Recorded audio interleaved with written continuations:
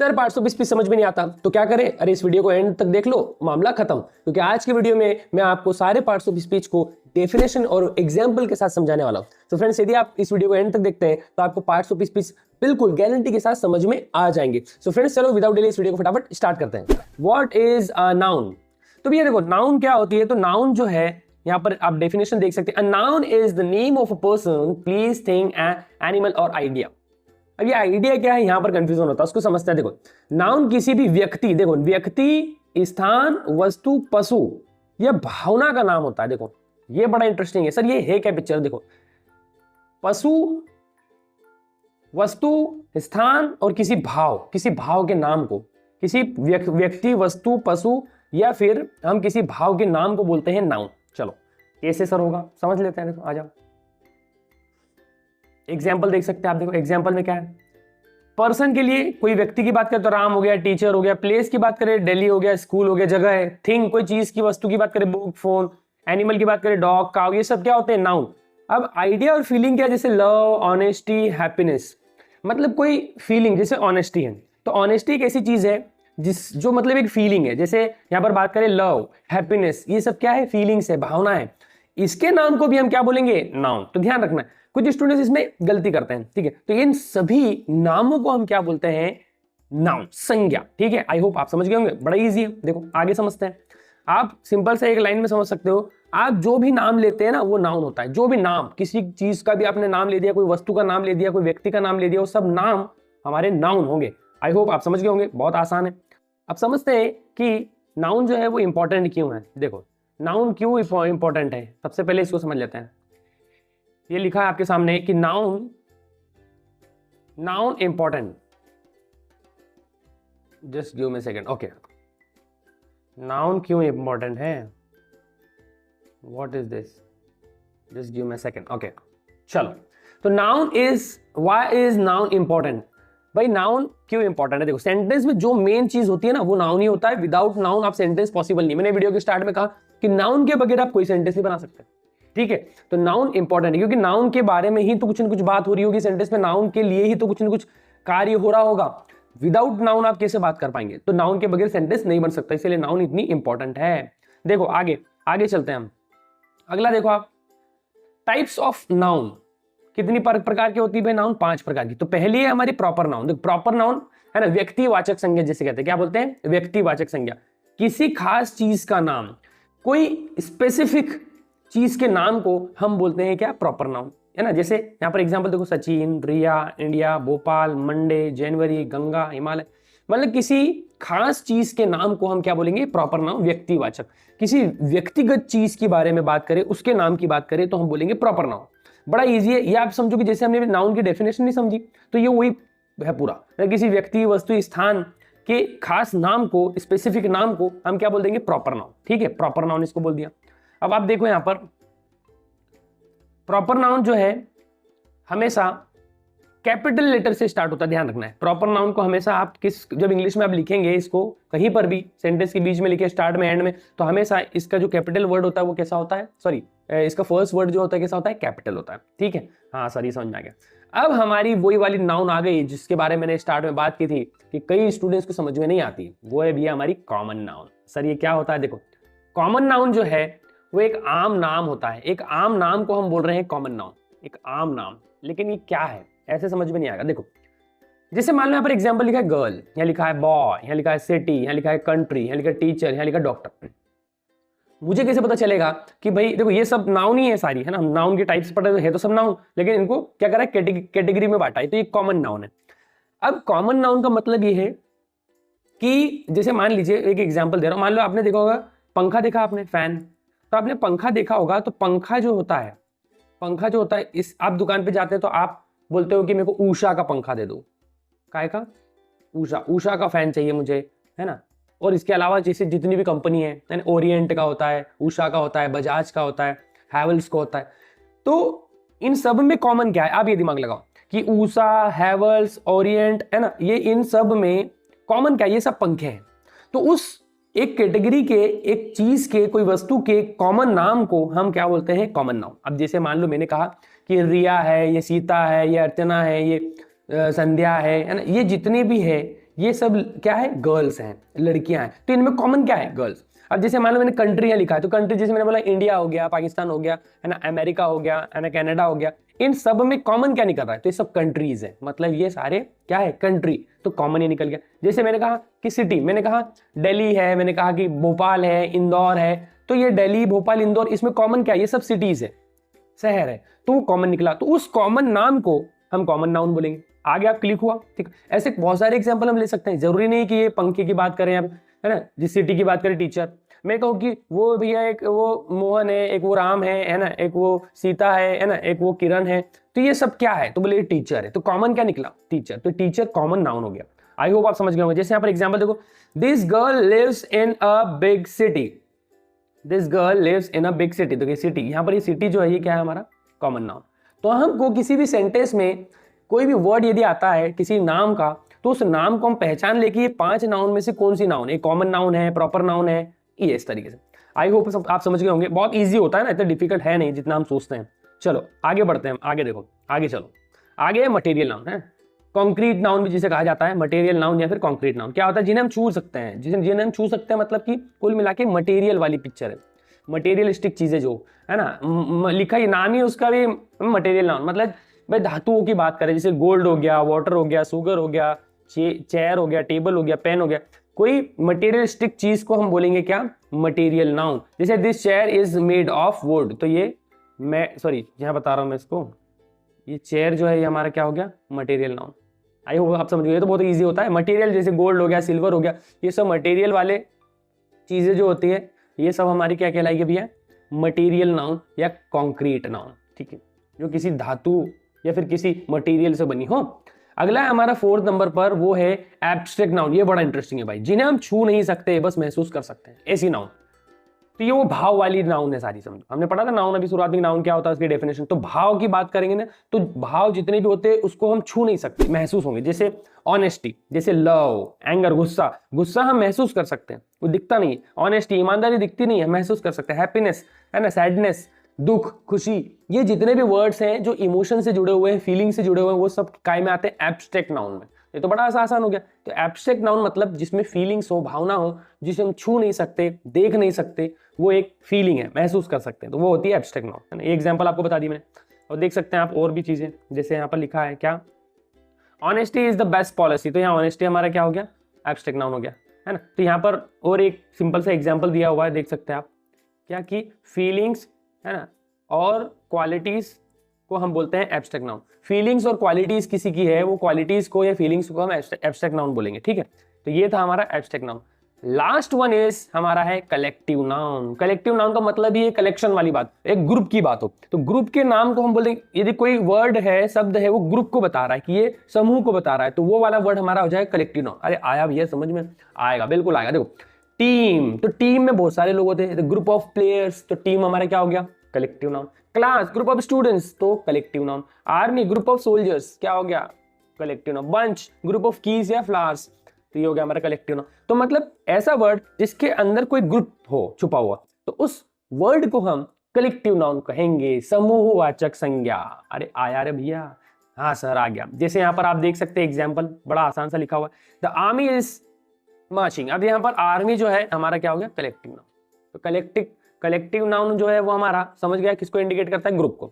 I hope आप समझ गए होंगे, बड़ा आसान है भैया, कोई दिक्कत नहीं। चलो आ जाओ, आगे आ जाओ, आगे आ जाओ। सर आपके लिए बहुत अच्छी चीज है लास्ट में मेरे पास, देखो एक क्विक रिकैप डाला है मैंने, जिससे ये इतने चीजों से आपको आइडिया लग जाएगा। देखो नाउन क्या है भैया, किसी के नाम को बोलते हैं। प्रॉपर नाउन क्या है भैया, प्रॉपर नाउन क्या है, जिसे नाम को बोल रहे हैं। प्रॉपर नाउन क्या, स्पेसिफिक नाम, है ना। कॉमन नाउन किसको बोलते हैं, जनरल नाम बोल रहे हैं। एब्स्ट्रैक्ट नाउन फीलिंग्स को बोलते हैं। कलेक्टिव नाउन ग्रुप को बोलते हैं। मटेरियल नाउन, है ना, सब्सटेंसेस, मतलब कि कोई मटेरियलिस्टिक चीज को, उसको हम बोल रहे हैं मटेरियल नाउन। तो ये हमारा एक क्विक रिकैप हो गया, जिससे हमको एक रिवीजन मिल गया।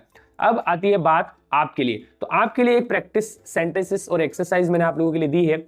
Identify the noun. आपको ये जो 4 सेंटेंस लिखे हैं, इसमें आपको नाउन्स पता करना है कि देखो नाउन बहुत सारे, जैसे देखो क्या क्या नाम है, देखो नाउन क्या हो सकती है, डॉग है, ठीक है, ऑनेस्टी है, टीम है ना, फिर यहाँ पर रोहन है, भोपाल है ना। तो ये सब क्या है, हमारे नाउन्स है। तो ये नाउन को आपको पहचानना है कि इसमें कौन सी नाउन है, तो आपकी एक प्रैक्टिस हो जाएगी। तो आप कमेंट में मुझे लिखकर बताना कि इन 4 सेंटेंसेस में कौन सी नाउन छुपी हुई है। तो देखो स्क्रीन पर आप देख सकते हैं कि what is a pronoun. Pronoun क्या होता है? देखो सबसे पहले तो हमको समझ लेते हैं कि डेफिनेशन क्या प्रोनाउन की। देखो pronoun is a word that used in place of a noun. Hindi में आप देखो नाउन की जगह है ना यूज किए जाने वाले शब्दों को हम क्या कहते हैं? प्रोनाउन। आप तो ये ध्यान रखो कि नाउन जो है उसकी जगह पर यदि कोई वर्ड आप यूज कर रहे हैं उसके लिए, तो वो वर्ड होगा हमारा प्रोनाउन। सिंपल। अब देखो एग्जाम्पल, ऐसा नहीं समझ में आ रहा था, एग्जाम्पल देख लो। देखो एग्जाम्पल आप देख सकते हैं आपके सामने, Ram is a good boy.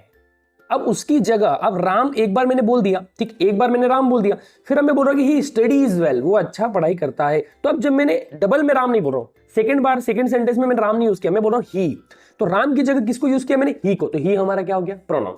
ये ध्यान रखो आप, इसको ही बोलते प्रोनाउन, है ना। इसके टाइप्स भी हम देखेंगे। जैसे ही ने क्या किया? राम की जगह ले ली, उसलिए उसको क्या बोल दिया? हमने प्रोनाउन बोल दिया। सिंपल फंडा है, देखो, है ना। एक सिंपल से आप एक लाइन याद कर सकते हैं कि नाम बार बार रिपीट ना हो, इसीलिए हम किसका यूज करते हैं? प्रोनाउन का। जैसे मान लो एग्जाम्पल और क्लियर कर देता हूं। मैंने कहा कि राम बाजार जाता है, राम मेरा दोस्त है, उसके पापा टीचर है, राम एक ईमानदार लड़का है। मैं बार बार राम नहीं बोलूंगा, मैं क्या कहूंगा? बार बार राम बोलने की जगह मैं अल्टरनेटिव यूज करूंगा, उसको ही बोल रहे प्रोनाउन। मैं बोलूंगा राम एक अच्छा लड़का है, उसके पापा एक टीचर है, वह मेरा दोस्त है, वह ईमानदार है। ये देखो, बाद में पहले मैंने राम बोल दिया, बाकी क्या बोल रहा हूं? वह, उसके, मतलब अल्टरनेटिव प्रोनाउन का यूज किया। आई होप आप समझ गए होंगे। अरे बहुत ईजी है, क्या समझना उसमें? सही बोल रहे हो सर, ईजी तो है, फिर भी समझ में नहीं आता। बिल्कुल, एक्शन एकेडमी इजी है, टेंशन नहीं लेना। देखो why do we use pronoun? वही अभी हमने समझा कि भैया हमको नाउन की जगह हम क्या कर सकते हैं? प्रोनाउन का यूज करके इफेक्टिव बनाते हैं हम। नहीं तो आप सोचो कि बार बार यदि नाम ले रहे हो तो बहुत वियर्ड हो जाएगा, वो मतलब अजीब हो जाएगा। Because repeating names again and again makes the sentence boring. ठीक, pronouns make sentence short and smooth. भाई बार बार यदि आप नाम ही बोल रहे हो राम श्याम, तो क्या हो जाएगा? उस सेंटेंस बोरिंग हो जाएगा। इसीलिए उसके अल्टरनेटिव है हमारे पास, उसको बोल रहे प्रोनाउन। आई होप आप समझ गए होंगे। देखो एग्जांपल और ढेर सारे एग्जांपल है अपने पास, टेंशन को लेने का। देखो ढेर सारे एग्जांपल क्या, देखो ये रहा सामने।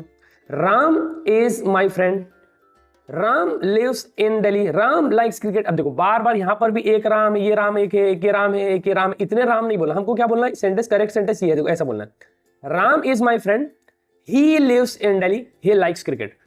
दूसरे तीसरे सेंटेंस में हमने ही का यूज कर लिया, तो यही तो प्रोनाउन है भाई। और किसको और क्या समझना है भैया? चलो टाइप समझ लेते हैं जिसमें ज्यादा दिक्कत होती है। देखो पहला टाइप है पर्सनल प्रोनाउन। पर्सनल प्रोनाउन सबसे ज्यादा इस्तेमाल होने वाला होता है। पर्सनल प्रोनाउन मतलब जो पर्सनल, खुद के बारे में बताए। जैसे example I, you, he, she, it, we, they, ये सब क्या है? पर्सनल प्रोनाउन है, सबसे ज्यादा यूज होते हैं। इसका सबसे ज्यादा यूज होता है पर्सनल प्रोनाउन का मतलब कि मैं मेरी खुद की, उस व्यक्ति के लिए हम जो वर्ड यूज कर रहे हैं। जैसे मैं बात करूंगा तो मैं ये नहीं बोलूंगा कि सचिन कुछ बोल रहा है। जैसे मान लो कि कोई राकेश है, तो वो नहीं बोलेगा कि राकेश तुमसे कुछ पूछना चाहता है, बोले मैं पूछना चाहता हूं। तो राकेश की जगह किसका यूज करेगा? Personal pronoun. खुद के व्यक्तित्व को बताने के लिए हम आई यूज करेंगे। यदि हम एक से ज्यादा है तो वी, हम कुछ बोलना चाहते हैं हम बोलेंगे। ऐसा नहीं कि रमेश और राजेश कुछ बोलना चाहते हैं, आप खुद का नाम नहीं लेंगे ना, तो इसीलिए प्रोनाउन का यूज कर लेते हैं। सिंपल फंडा है, कुछ इतना ज्यादा डिफिकल्ट है नहीं। ठीक है, पर्सनल प्रोनाउन एग्जांपल देख लेंगे अपन। देखो नीचे आ जाओ, एग्जांपल है हमारे सामने क्या? I am a teacher, she is my sister, they are playing. तो ये आई, शी, दे, ये क्या है? पर्सनल प्रोनाउन है। पर्सनल प्रोनाउन है ना, पर्सनल प्रोनाउन पर्सन्स को रिफर करता है। किसको यूज रेफर करता है?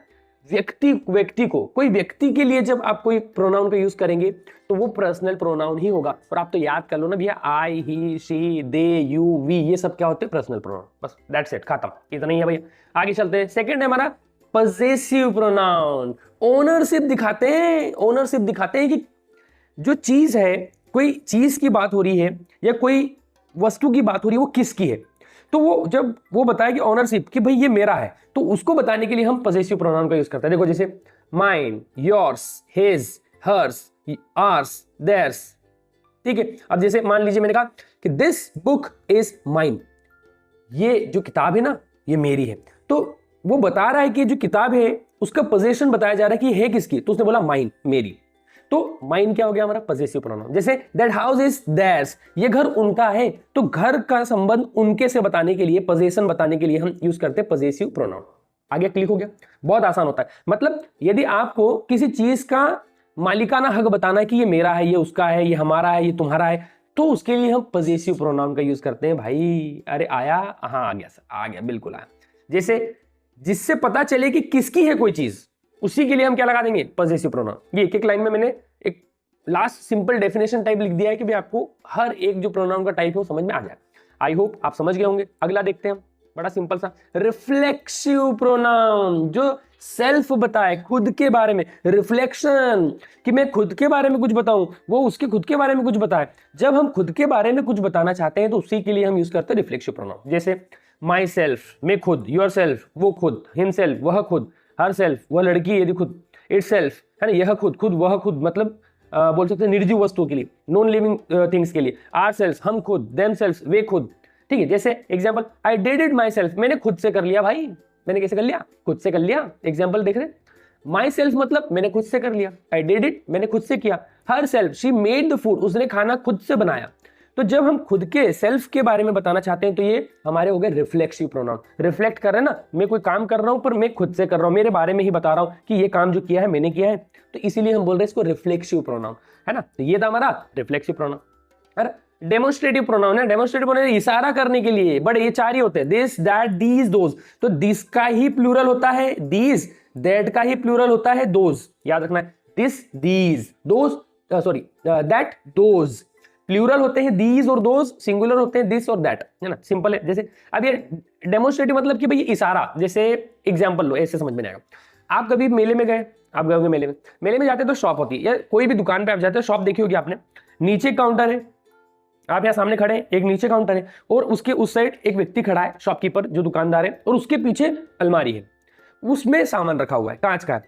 अब आप दुकान पे जाते तो आप बोलते क्या कि भैया, जैसे मान लो ये, तो आप भैया ये वाला बताना, ये वाला, तो आप इशारा कर रहे हो ये वाला, तो ये वाले के लिए क्या हम बोले, दिस वन, हम बोलेंगे दिस वन, तो दिस का यूज करेंगे, ये वाला। यदि आप दूर पॉइंट कर रहे हैं, दूर है कोई चीज, तो भैया वो वाला दिखा ना, तो दैट वन, दैट वन, तो दैट वन मतलब वो वाला। तो एक से ज्यादा दीज बोल दिया तो एक से ज्यादा पास में कोई चीज इशारा करना है, दूर बताना है और ज्यादा चीजें तो दोस्त बोल देंगे, सिंपल फंडा है, कोई ज्यादा इतना डिफिकल्ट नहीं है ना। कैसे है देखो, एग्जांपल से समझ लेंगे, कोई दिक्कत नहीं। जैसे देखो चार ही होते हैं ना, चार ही होते हैं। देखो दिस इज माई बैग, तो मैं बता रहा हूं कि ये वाला जो बैग है ना, ये पास में रखा है, this is my bag, those are your shoes, वो रहे तुम्हारे जो शूज है ना, वो है, दूर बताया जा रहा है, तो दूर बताना है, दोज मतलब प्लूरल, शूज प्लूरल के लिए बताएंगे, तो वो जो है वो तुम्हारे जूते हैं, दूर बताया भैया, ध्यान रखना। तो पास के लिए दिस, दूर के लिए दैट, एक से ज्यादा है तो दीज पास के लिए, और एक से ज्यादा है तो दूर के लिए दोज।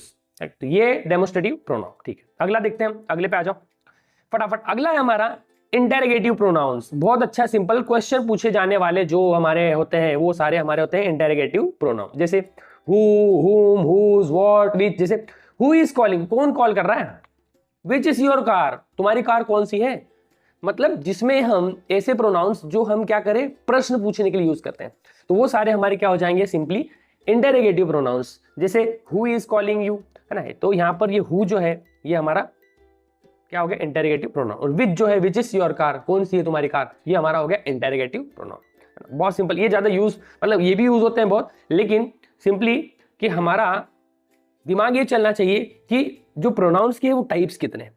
हमने पांचवा पढ़ा अभी इंटेरोगेटिव, है ना, तो उसमें जो ये जो वर्ड्स हैं, अब ये ध्यान रखना है कि हु, हुम, हुज, व्हाट, विच, इनसे यदि कोई क्वेश्चन बनता है तो ये हमारे क्या हो जाएगा, इंटेरोगेटिव प्रोनाउन। अब अगला देखो, रिलेटिव प्रोनाउन। रिलेटिव मतलब जो दो सेंटेंसेस को जोड़ता है, जैसे हु, हुम, हुज, विच, दैट, है ना, ये क्या करेंगे, कुल मिला के ऐसे समझो कि ऐसे प्रोनाउन से जो कॉन्ट्रैक्शन की तरह काम करते हैं, मतलब कि दो शब्दों या दो क्लॉजेस, दो उपवाक्यों को जोड़ने का काम करेंगे। जैसे कैसे, देखो example, the boy who is running is my brother, वो जो लड़का है ना जो दौड़ रहा है, द बॉय हु इज, जो लड़का जो दौड़ रहा है ना वो मेरा क्या है, भाई है।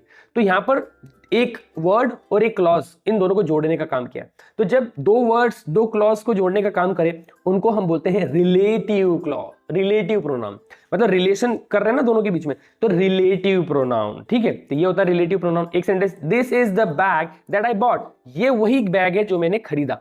तो यहां पर ये जो है दैट का मतलब जो हो गया, यहां पर द बॉय, ये हु का मतलब भी क्या हो गया, जो हो गया, ठीक है। तो ये था हमारा कौन सा, रिलेटिव प्रोनाउन, रिलेटिव, है ना। हमारा जो 7वें नंबर का है वो है इनडेफिनाइट प्रोनाउन। अजनबी, अनिश्चित या अननोन को बताता हूं, ऐसे वर्ड्स जो किसी व्यक्ति को नहीं बता रहे, अजनबी है, अननोन चीज के लिए यूज होते हैं। जैसे समवन, आपको पता है कोई, तो कोई बोल रहे हैं हम, तो हमको नहीं पता चल रहा ना कि किसकी बात हो रही, कोई भी, कोई, एनीवन, कोई भी मतलब भाई उसमें कोई पता नहीं चल रहा ना, अजनबी है, अननोन है। एवरीवन, हर कोई, तो हर कोई कौन भाई, तो अजनबी है। नोबडी, कोई नहीं, मतलब हमको नहीं पता कि किसकी बात हो रही है और कोई नहीं बोल रहे। समथिंग कुछ, अब कौन क्या कुछ नहीं पता। तो ये जितने वर्ड्स है ना, ये अजनबी अनिश्चित को बताते हैं, अननोन को बताते हैं, जिसके बारे में हमको पता नहीं है। जैसे एग्जाम्पल देख सकते हैं आप, हमारे सामने एग्जाम्पल है बड़े आसान से, देखो someone is knocking, someone is knocking, कोई दरवाजा ठोक रहा है। तो समवन कोई, हमें पता नहीं कौन है भाई, इसीलिए तो अननोन बोल रहे हैं। नोबडी वाज देयर, वहां कोई नहीं था, वहां कोई नहीं था। तो नोबडी मतलब हमको पता भी नहीं कि वो कौन है, हम जानते भी नहीं है, पर हम बोल रहे नोबडी वाज देयर। तो ये था हमारा क्या, एक सेकेंड, ये था हमारा भैया 7th नंबर पे है ना, इंडेफिनाइट प्रोनाउन। ठीक, ये हमारे 7 प्रोनाउंस थे जो हमने आज सीखे। तो आई होप आप लोगों को बड़ा सिंपल तरीके से समझ में आ गया होगा कि प्रोनाउन होता क्या है, क्यों यूज होता है और इसके टाइप्स कितने होते हैं। तो सारे टाइप्स भी हमने पढ़ लिए, लेकिन अब आप लोगों के लिए एक क्विक रिकैप है सिंपल सा। देखो कि आप इसको इतना भी यदि आपको याद है तो आप बना लोगे कि भाई प्रोनाउंस होते क्या। देखो personal pronoun, and possessive pronoun, reflexive pronoun, है सारे प्रोनाउंस यहाँ पर सातों के साथ हो। उसके सामने लिखा हुआ है personal pronoun I you we he का यूज होता है, पॉसेसिव में माइन, मतलब एक एक दो वर्ड्स मैंने लिख दिए जिससे आपको क्लिक हो जाए। आप इसका स्क्रीनशॉट ले लो तो आपको हमेशा याद रहेगा। एक समझो कि क्विक रिकैप की तरह है कि आपने यदि वीडियो देख लिया तो ये जो है ये आप इसे एक स्क्रीनशॉट से आप पूरा रिवीजन कर सकते हैं। तो ये एक रिकैप था, सिंपल क्विक रिकैप। अब देखो अगला लास्ट वन आप लोगों के लिए मैं बहुत अच्छी चीज लेकर आया हूं, वो है कॉमन स्टूडेंट्स एरर्स। कुछ स्टूडेंट्स गलतियां करते हैं, उसको देखो। माई सेल्फ सचिन नहीं होगा, हम बोलेंगे आई एम सचिन, है ना। माई सेल्फ नहीं बोल सकते, ये इनकरेक्ट है। माई सेल्फ से सेंटेंस शुरू ही नहीं होता है, ध्यान रखना है। अगला है she is Elder than me, ये भी बिल्कुल इनकरेक्ट सेंटेंस है।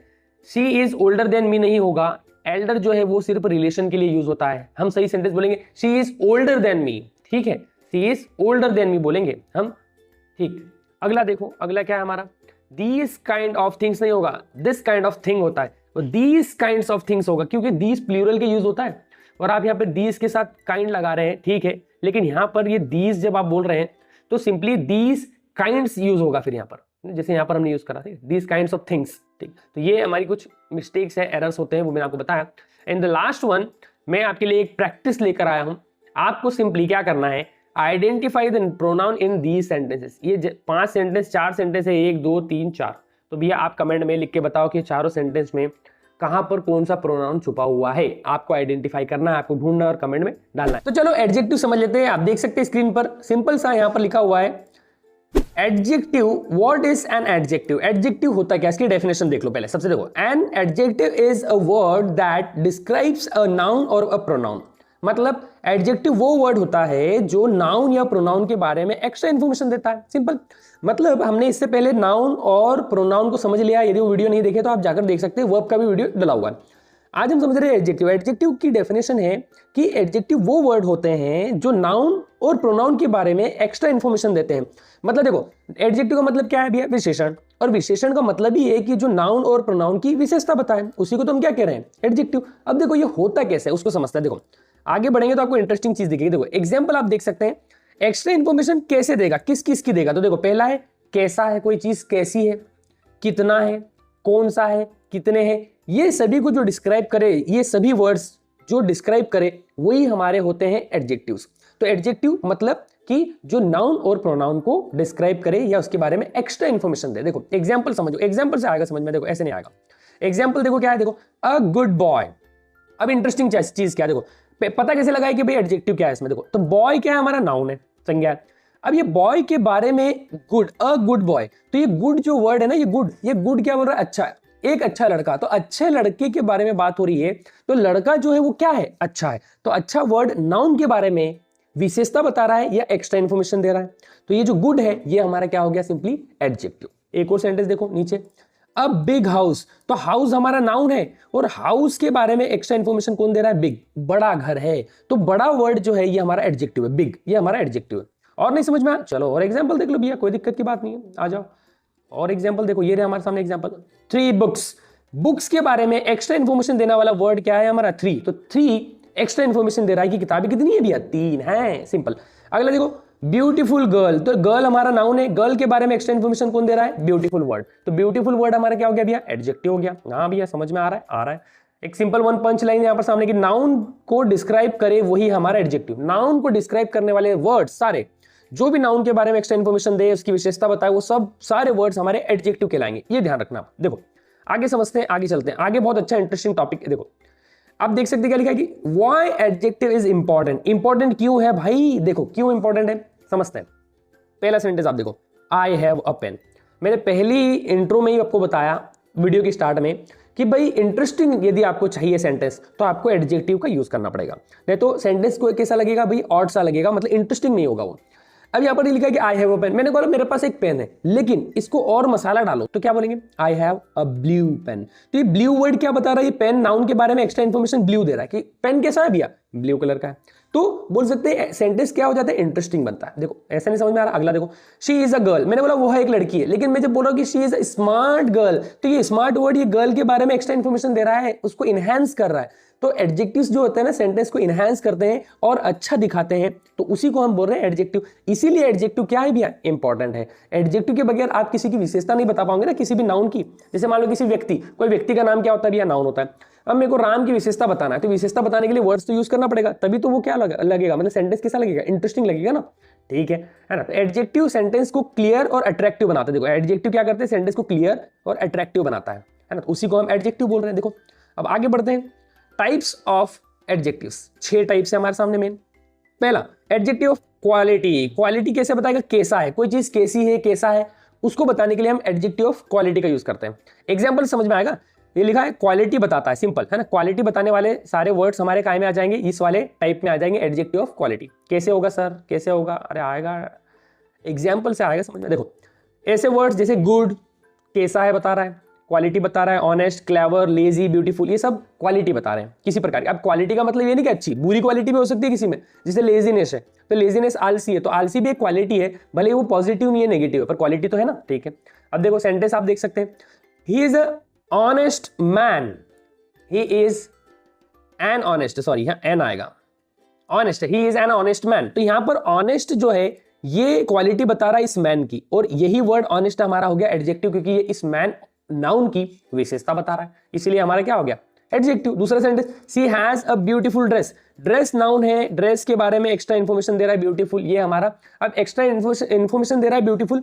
ब्यूटीफुल हमारा एडजेक्टिव तो है, पर एडजेक्टिव में भी 6 टाइप्स में कौन सा है, एडजेक्टिव ऑफ क्वालिटी बता रहा है, क्वालिटी बता रहा है उस ड्रेस की कि वो कैसा है, हमने पढ़ा ना अभी। देखो आप ऊपर देख सकते हैं, हमने बात करी कैसा, कि कैसा है, कोई चीज कैसी है, देखो ये सिंपल कैसा है कोई चीज, तो उसके लिए, ठीक है। तो ये था हमारा फर्स्ट नंबर का एडजेक्टिव ऑफ क्वालिटी। अब अगला देखो, दूसरा हमारा एडजेक्टिव ऑफ क्वांटिटी। क्वांटिटी बताएगा कितना है, कोई चीज कितनी है। जैसे यहां पर आप ध्यान रखना कि एडजेक्टिव ऑफ क्वांटिटी जो है ना अनकाउंटेबल नाउन के साथ यूज होता है, जैसे सम हो गया, मच हो गया, लिटिल हो गया, इनफ हो गया, ये सब। अब जैसे एग्जाम्पल में यदि आप जाएंगे तो आपको क्लियरली समझ में आएगा। एग्जाम्पल में देखो, आई हैव लिटिल मनी, ये लिटिल मनी, तो मनी नाउन है, मनी के बारे में लिटिल बता रहा है। अब मनी, बहुत सारे बच्चे कंफ्यूज होते हैं कि गिन सकते हैं सर 10 रुपए 5 रुपए, नहीं।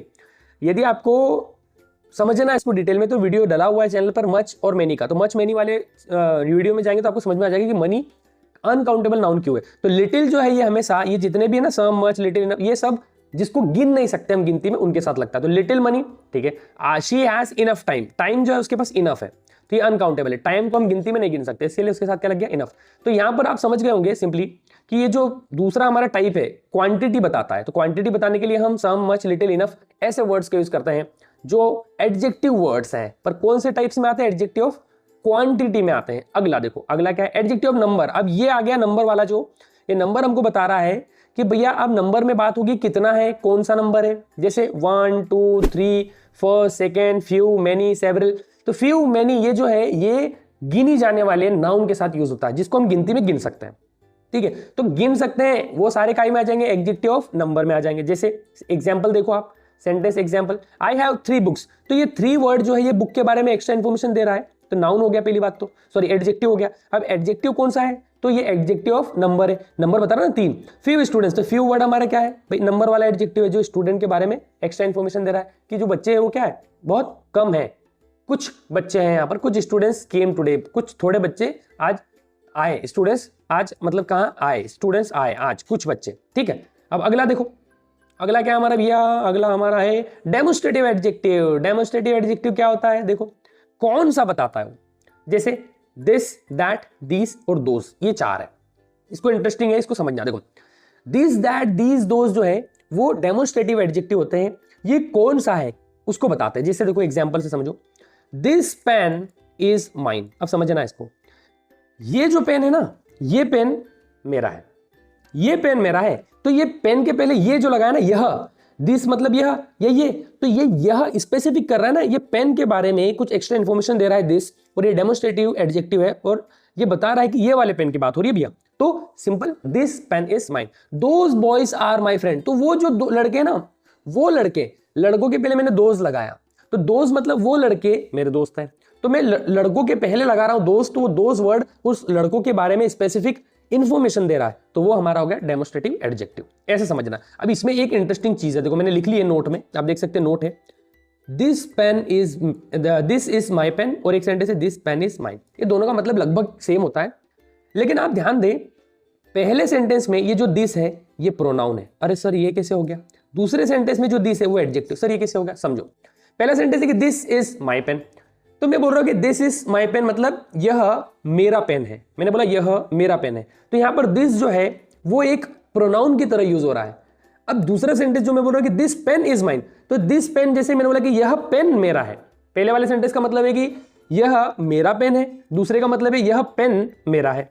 तो आप ध्यान से देखिए तो पेन के साथ दिस आ रहा है, देख सकते हो आप, ये पेन के साथ यहाँ पर ये दिस लगा है, तो ये पेन के बारे में एक्स्ट्रा इंफॉर्मेशन दे रहा है कि एक स्पेसिफिक पॉइंट किया जा रहा है कि ये वाला पेन, तो ये पेन मतलब वो पॉइंट कर रहा है, इंफॉर्मेशन दी, इसीलिए दिस क्या है हमारा एडजेक्टिव है। और ये दिस जो है ना एज अ प्रोनाउन यूज हो रहा है, ध्यान रखना है, इसीलिए यहां पर ये पहला सेंटेंस का दिस जो है ये प्रोनाउन है, दूसरा सेंटेंस का दिस जो है एडजेक्टिव है। ठीक है, ये इस तरीके से समझना है। Fifth one is possessive adjective, जो पोजीशन बता, पोजीशन मतलब कि कोई चीज किसकी है, उसकी है, मेरी है, तुम्हारी है, इसको बताए। देखो my, your, his, her, its, our, their, है ना। जैसे example this is my book, तो माई मतलब मेरी किताब बोल रहा हूं मैं कि मेरी किताब है, तो किताब के बारे में मेरे वर्ड से मैंने एक्स्ट्रा इंफॉर्मेशन दी कि ये किताब जो है ना ये मेरी है, तो इस तरीके से ये हमारा माई जो है वो पजेसिव एडजेक्टिव हुआ। सी लॉस्ट हर फोन, फोन हमारा नाउन है, फोन के बारे में एक्स्ट्रा इंफॉर्मेशन दे रहा है कौन? हर, तो हर हमारा हो गया एक एडजेक्टिव, पर कौन सा है? पजेसिव। क्यों? पोजीशन बता रहा है कि फोन है किसका, उसका है, इसीलिए वो पोजीशन के लिए यूज हो रहा है हर,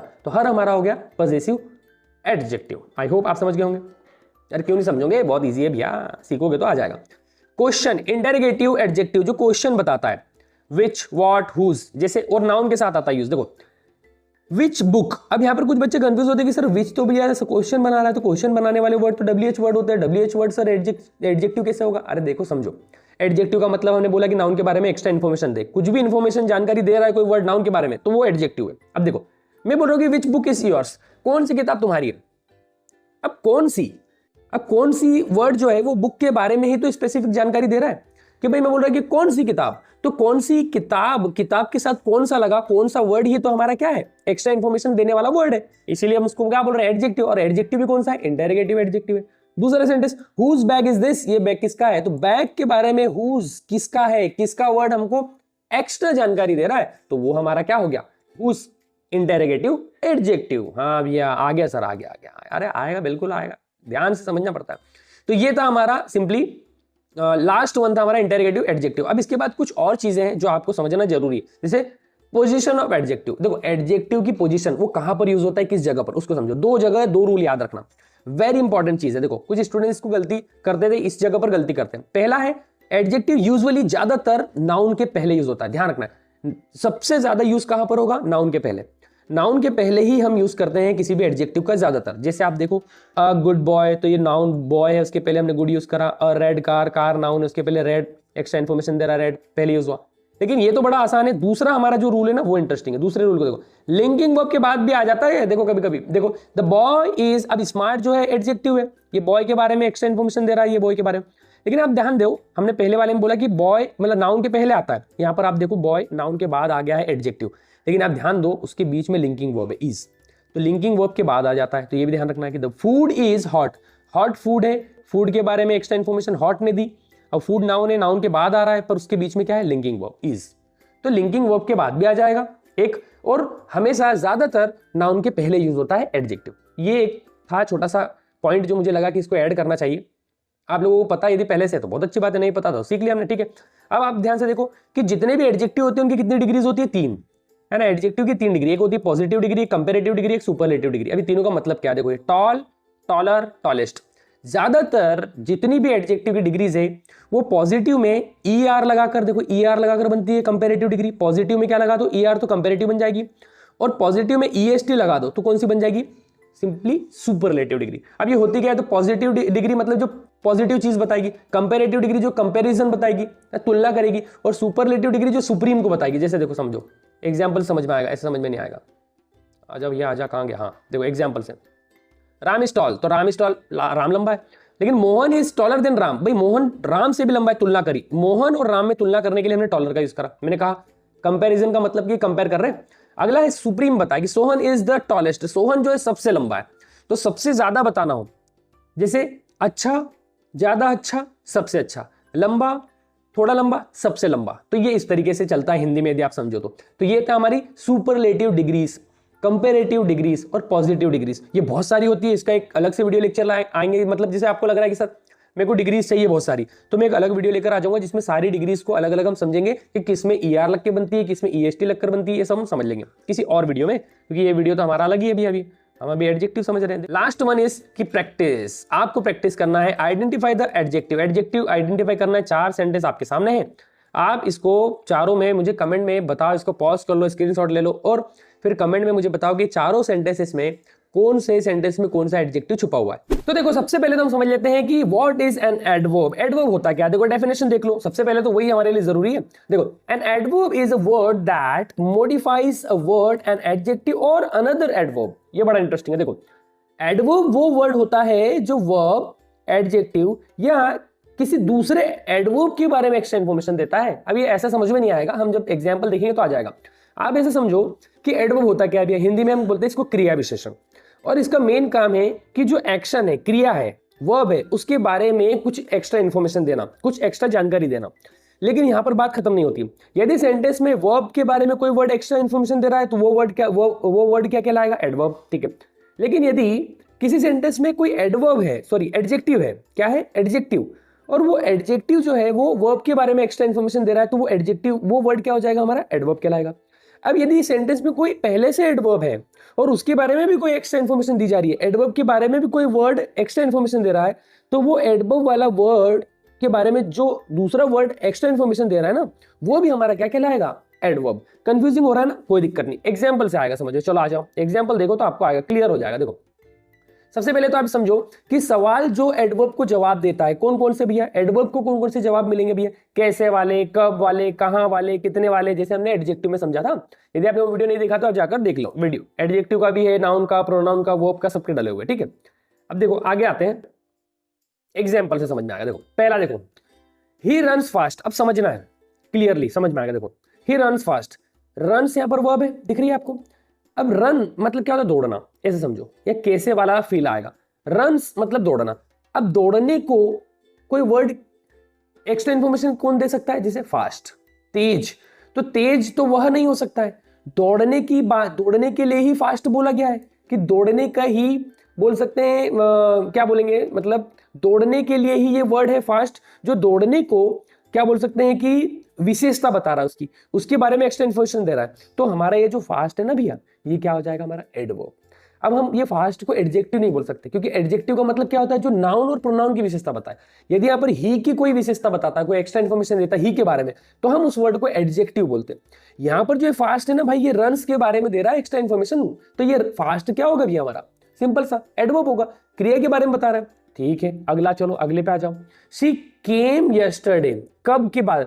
अब ये यस्टरडे जो है ये कम, भाई यस्टरडे मतलब बीते कल में वह आई, तो ये केम के बारे में एक्स्ट्रा इन्फॉर्मेशन दे रहा है यस्टरडे, तो क्योंकि आने के बारे में तो बात हो रही है कि कल आया, तो ये यस्टरडे जो है हमारा क्या हो गया? सिंपली एडवर्ब हो गया। ये कब को बता रहा है? टाइम को बता रहा है। देखो अगला, सिट हियर, कहाँ, जगह को बता रहा है हियर, तो सिट मतलब बैठना। अब सिट के बारे में ये हियर, यहां बैठने की बात तो बता रहा है, बैठने के लिए तो एक्स्ट्रा वर्ड है, एक्स्ट्रा इन्फॉर्मेशन के लिए हियर, तो हियर हमारा एडवर्ब हो गया। अगला देखो simply, she is very smart. अब यहां पर देखो स्मार्ट की बात हो रही है। अब स्मार्ट कौन है? शी स्मार्ट है ना भैया। अरे भाई स्मार्ट तो लड़की हुई ना, ये जो वह है वो लड़की स्मार्ट है, तो ये स्मार्ट वर्ड क्या हुआ? हमारा एडजेक्टिव हुआ। लेकिन ये एडजेक्टिव को भी इनहेंस कौन कर रहा है? इसके बारे में एक्स्ट्रा इन्फॉर्मेशन कौन दे रहा है? वेरी। समझ में आई बात? अब देखो मैंने कहा था ना अभी कि एडजेक्टिव के बारे में भी कोई विशेषता बताए तो वो हमारा एडवर्ब होगा, वो वर्ड। तो ये वेरी जो है ना, ये वेरी शी के बारे में नहीं बता रहा, ये वेरी ये स्मार्ट को इनहेंस कर रहा है, तो ये वेरी स्मार्ट को इनहेंस कर रहा है, तो ये वेरी हमारा एडवर्ब हो गया और स्मार्ट तो हमारा एडजेक्टिव है।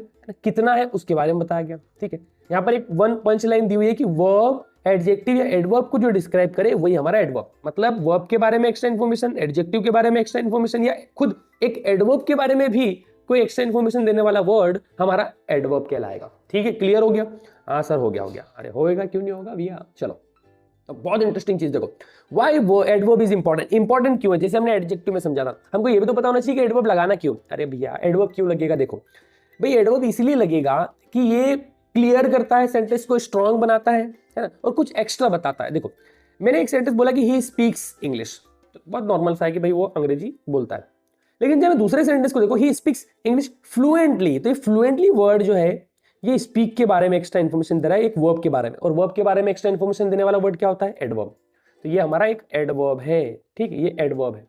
तो ये जब मैंने बोला कि ही स्पीक्स इंग्लिश फ्लुएंटली, तो जो सेंटेंस था हमारा एकदम ऑड सा था, उसको इसने क्या इनहेंस किया, और ज्यादा इसमें बोल सकता है इफेक्टिव लग रहा है अभी सेंटेंस, है ना, सुनने में बोलने में ज्यादा अच्छा लग रहा है, तो ये काम करता है। देखो शी इज स्मार्ट, स्मार्ट एक एडजेक्टिव है, लेकिन ये एडजेक्टिव के लिए मैंने एक और उस पर दबाव डाला और ज्यादा फोर्स डाला उस पर, और उसको ज्यादा इनहेंस किया वेरी ने। शी इज वेरी स्मार्ट, तो स्मार्ट के बारे में एक्स्ट्रा इन्फॉर्मेशन दे रहा है हमारे वेरी, तो वेरी हमारा क्या हो गया भैया? एक एडवर्ब हो गया। ठीक है, तो ये मतलब कि बोल सकते हैं स्ट्रॉन्ग बना रहा है सेंटेंस को, क्लियर करता है, एक्स्ट्रा और चीजें बताता है, बोल सकते हैं सेंटेंस को इनहेंस करने का काम करता है। इसीलिए एडवर्ब्स जो है वो जरूरी होते हैं। ये हमने समझा। एडवर्ब सेंटेंस को एक्स्ट्रा मीनिंग देता है ना, ये देखो एक लाइन लिखी एक्स्ट्रा मीनिंग देता है, कुछ एक्स्ट्रा मीनिंग दी, फ्लुएंटली बोल दिया, वेरी स्मार्ट बोला तो एक्स्ट्रा इन्फॉर्मेशन दी, एक्स्ट्रा मीनिंग डाला उसमें। ठीक है, अब आगे देखो कॉमन कंफ्यूजन, ये बहुत इंटरेस्टिंग है, ध्यान रखना है कि एडवर्ब और एडजेक्टिव में बहुत सारे स्टूडेंट्स कंफ्यूज होते हैं, अभी इसके बाद नहीं होंगे। देखो एडवर्ब और एडजेक्टिव में क्या डिफरेंस है ये देखो। सबसे पहले आप समझ लो कि एडजेक्टिव का मतलब क्या होता है। एडजेक्टिव मतलब विशेषण। विशेषण सिर्फ नाउन और प्रोनाउन की ही विशेषता बताएगा, ध्यान रखना है। किसकी? नाउन और प्रोनाउन, ये दो की ही विशेषता बताने की काम करता है एडजेक्टिव। ऐसे शब्द जो नाउन के बारे में एक्स्ट्रा इन्फॉर्मेशन दे, प्रोनाउन के बारे में एक्स्ट्रा इन्फॉर्मेशन दे, या उसकी विशेषता बताए, वही वर्ड होंगे एडजेक्टिव, है ना। अब एडवर्ब क्या होता है? एडवर्ब हमने समझा, एडवर्ब नाउन और प्रोनाउन की विशेषता नहीं बताएंगे।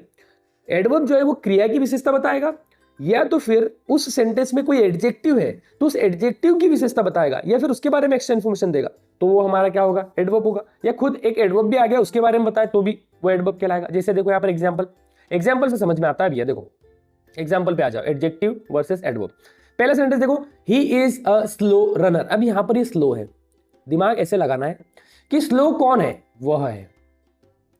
ठीक है, स्लो कौन है? वह है। और वह कौन है? ही, एक प्रोनाउन है, तो प्रोनाउन की विशेषता बता रहा ना स्लो, तो ये तो क्या हो गया हमारा? ये हमारा एक एडजेक्टिव हो गया। ये एडजेक्टिव है हमारा, क्या है? एडजेक्टिव। ठीक है, तो ये एडजेक्टिव हो गया। यहाँ देखो एडजेक्टिव है, नाउन मतलब एक प्रोनाउन या नाउन की विशेषता बताए, वो ये हमारा वर्ड एडजेक्टिव है, एडवर्ब नहीं है। अब एडवर्ब कैसे पता चलेगा? देखो ही रन्स स्लोली। अब स्लोली मतलब धीरे। स्लोली जो वर्ड है ये रन के बारे में बता रहा है, ही के बारे में नहीं बता रहा है। ये रन वर्ड है ना, इसके बारे में एक बोल रहा है, बात बता रहा है कि भाई वो स्लोली, दौड़ता धीरे है। वह धीरे है नहीं बोल सकते, ये वह के बारे में इंफॉर्मेशन नहीं दे रहा है, ये दौड़ता धीरे है, तो दौड़ने के बारे में ये वर्ड बता रहा है कुछ एक्स्ट्रा इंफॉर्मेशन, तो स्लोली हमारा क्या हो जाएगा भैया? एडवर्ब हो। अरे अब समझ में आ गया? और नहीं भी समझ में आया ना तो एक ट्रिक याद रखो, नीचे मैंने लिख दी है, देखो क्या है। नाउन जो है वो एडजेक्टिव जो है वो नाउन को बताता है या प्रोनाउन को, और एडवर्ब जो है वो वर्ब के बारे में एक्स्ट्रा इन्फॉर्मेशन देता है। ये किसी एडजेक्टिव या एडवर्ब के बारे में, ये ध्यान रखना है। ये सिंपली ऐसा याद रखोगे ये दो लाइन तो आपको हमेशा याद रहेगा। ठीक है, आ जाओ टाइप्स पे आ जाओ। हमारे कितने टाइप से? 6 टाइप से। पहला टाइप देखो, एडवर्ब ऑफ मैनर। मैनर क्या बताएगा? मैनर क्या बताएगा? कैसे को बताएगा कि भाई how the action is done, जो एक्शन है वो कैसे खत्म हुआ, डन हुआ, कंप्लीट हुआ, उसको बताता है। देखो कैसे, एग्जाम्पल देखो, ये स्लोली, क्विकली, केयरफुली, लाउडली। ज्यादातर जो एडवर्ब ऑफ मैनर होता है वो एलवाई से एंड होता है ना, ज्यादातर, मोस्टली, सबका नहीं बोलेंगे लेकिन मोस्टली आपको एलवाई से मिलेगा वो। अब एग्जाम्पल से समझ में आ जाएगा। देखो आ जाओ एग्जाम्पल पे। सी स्पीक्स पोलाइटली, वो एकदम आराम से शांति से बोलती है, पोलाइटली बोलती है, तो ये एलवाई लगा। पोलाइटली किसके बारे में बताया जा रहा है? आप तो ये स्पीक, वो बोल रही है ना आराम से, तो बोलने वर्ब के बारे में कुछ बताया जा रहा है, एक्स्ट्रा इन्फॉर्मेशन, तो पोलाइटली हमारा क्या हो जाएगा? एडवर्ब। पर ये कौन सा एडवर्ब है? तो आपको ध्यान रखना है ये कौन सा एडवर्ब है, सिंपली ये एडवर्ब ऑफ मैनर है, ये ध्यान रखना भैया। ठीक है, चलो आ जाओ आगे बढ़ते हैं।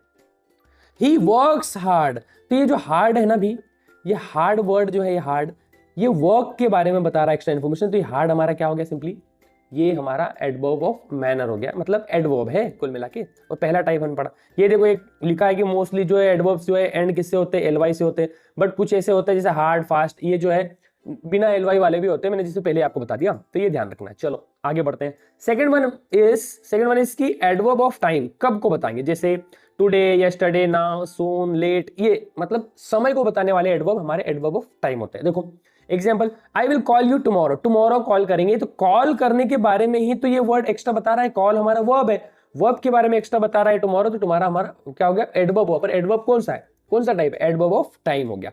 ही केम लेट, लेट आया, तो आने के लिए लेट वर्ड यूज हुआ ना, तो लेट हमारा एडवर्ब है, कौन सा, एडवर्ब ऑफ टाइम। अरे आ गया, हाँ सर आ गया। Third one is adverb of place, कहां की बात करें, जगह को बताए। देखिए here, there, outside, inside, everywhere, वो हमारा हो गया एडवर्ब ऑफ क्या, place. Example, come here, come के बारे में हियर एक एक्स्ट्रा इंफॉर्मेशन दे रहा है, तो ये हमारा एडवर्ब ऑफ क्या हो गया, एडवर्ब ऑफ क्या हो गया, प्लेस, है ना, प्लेस, ये मैं भूल गया था। चलो एडवर्ब ऑफ प्लेस। आगे आ जाओ, दूसरा sentence, the children are playing outside, outside ये प्लेस की बात करिए, है ना, ये आउटसाइड किसके बारे में बात कर रहा है, प्ले, खेल रहे हैं ना बाहर, खेलने का काम बाहर हो रहा है, तो खेलना मतलब प्ले के बारे में एक्स्ट्रा इन्फॉर्मेशन दे रहा है आउटसाइड, तो ये हमारा एडवर्ब है। अब एडवर्ब ऑफ प्लेस हुआ, जगह को बता रहा है, तो एडवर्ब ऑफ प्लेस, ठीक है, ये था हमारा third one. Fourth one is adverb of frequency, कितनी बार कोई हो रहा है काम, उसके लिए ऑलवेज, यूजुअली, ऑफन, या इसको ऑफ्टन भी बोलते हैं, समटाइम्स, नेवर, ये सारे वर्ड्स बताते हैं हमारे adverb of frequency. Frequency, frequency मतलब कितनी बार हुआ है, जैसे example, I always wake up, तो ये ऑलवेज जो है ये वेक अप, उठने के बारे में, मैं हमेशा जल्दी उठता हूं, तो हमेशा वर्ड है वो जल्दी के लिए, सॉरी उठने के लिए एक्स्ट्रा इंफॉर्मेशन दे रहा है, तो ऑलवेज हमारे क्या हो गया भैया, है ना, एडवर्ब ऑफ क्या, एडवर्ब ऑफ फ्रीक्वेंसी। अगला देखो, ही नेवर लाइज, तो ये नेवर जो है ये हमारा लाइस वर्ड के बारे में, है ना, लाई के बारे में एक्स्ट्रा इंफॉर्मेशन दे रहा है, एक्स्ट्रा बता रहा है, तो ये नेवर जो है हमारा क्या हो गया, एडवर्ब ऑफ फ्रीक्वेंसी, ठीक है। अब ये प्लेसमेंट जो है इसका ये ध्यान रखना है, नीचे मैंने बता दिया, प्लेसमेंट जो है इसका ध्यान रखना है, ज्यादातर यूजुअली जो वर्ब है कि पहले आता है, मतलब देखो ये जो फ्रीक्वेंसी वाला है ना, ये ऑलवेज, है ना, ये जितने भी नेवर ये वर्ड है ना, ये हमेशा वर्ब के पहले आता है, देखो ये हेल्प है उसके पहले मिलेगा, है ना, तो ध्यान रखना है, ये जितने वर्ड्स होते हैं ना, ये always, usually, often, sometimes, never, ये वर्ब के पहले मिलेंगे आपको। तो ये प्लेस मतलब कि जगह, उसकी प्लेसमेंट बताइए कि ये जो एडवर्ब ऑफ फ्रीक्वेंसी है ये हमेशा मेन वर्ब के पहले कहीं आपको मिलेगा, ठीक है। अगला है fifth number is adverb of degree, degree मतलब कितना है, देखो very, too, quite, almost, enough.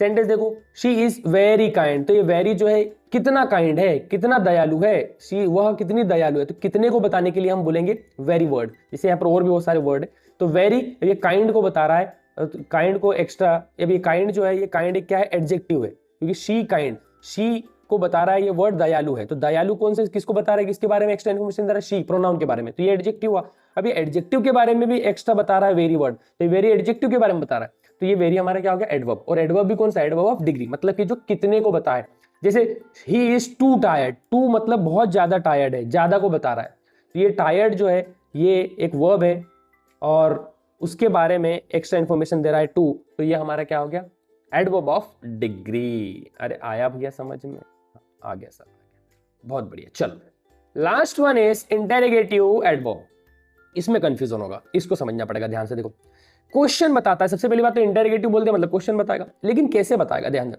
When, where, why, how, ये है ना। अब सेंटेंस देखो, आ जाओ सेंटेंस पे आओगे तो क्लियर होगा, सेंटेंस पे आओ, देखो समझो, व्हाई आर यू लेट, अब सुनना है, व्हाई आर यू लेट, तो अब यहाँ पर ये जो व्हाई है ना, ये व्हाई सर कैसे एडवर्ब हुआ उसको समझते हैं, हम बोल रहे व्हाई एडवर्ब है, अब एडवर्ब कैसे हुआ, देखो यहाँ पर आप देखो यू है, यू मतलब तुम, हम बोले व्हाई आर यू लेट, तुम लेट क्यों हो, तो कौन लेट है, तुम, यू लेट है, यू, ठीक है, यू लेट है।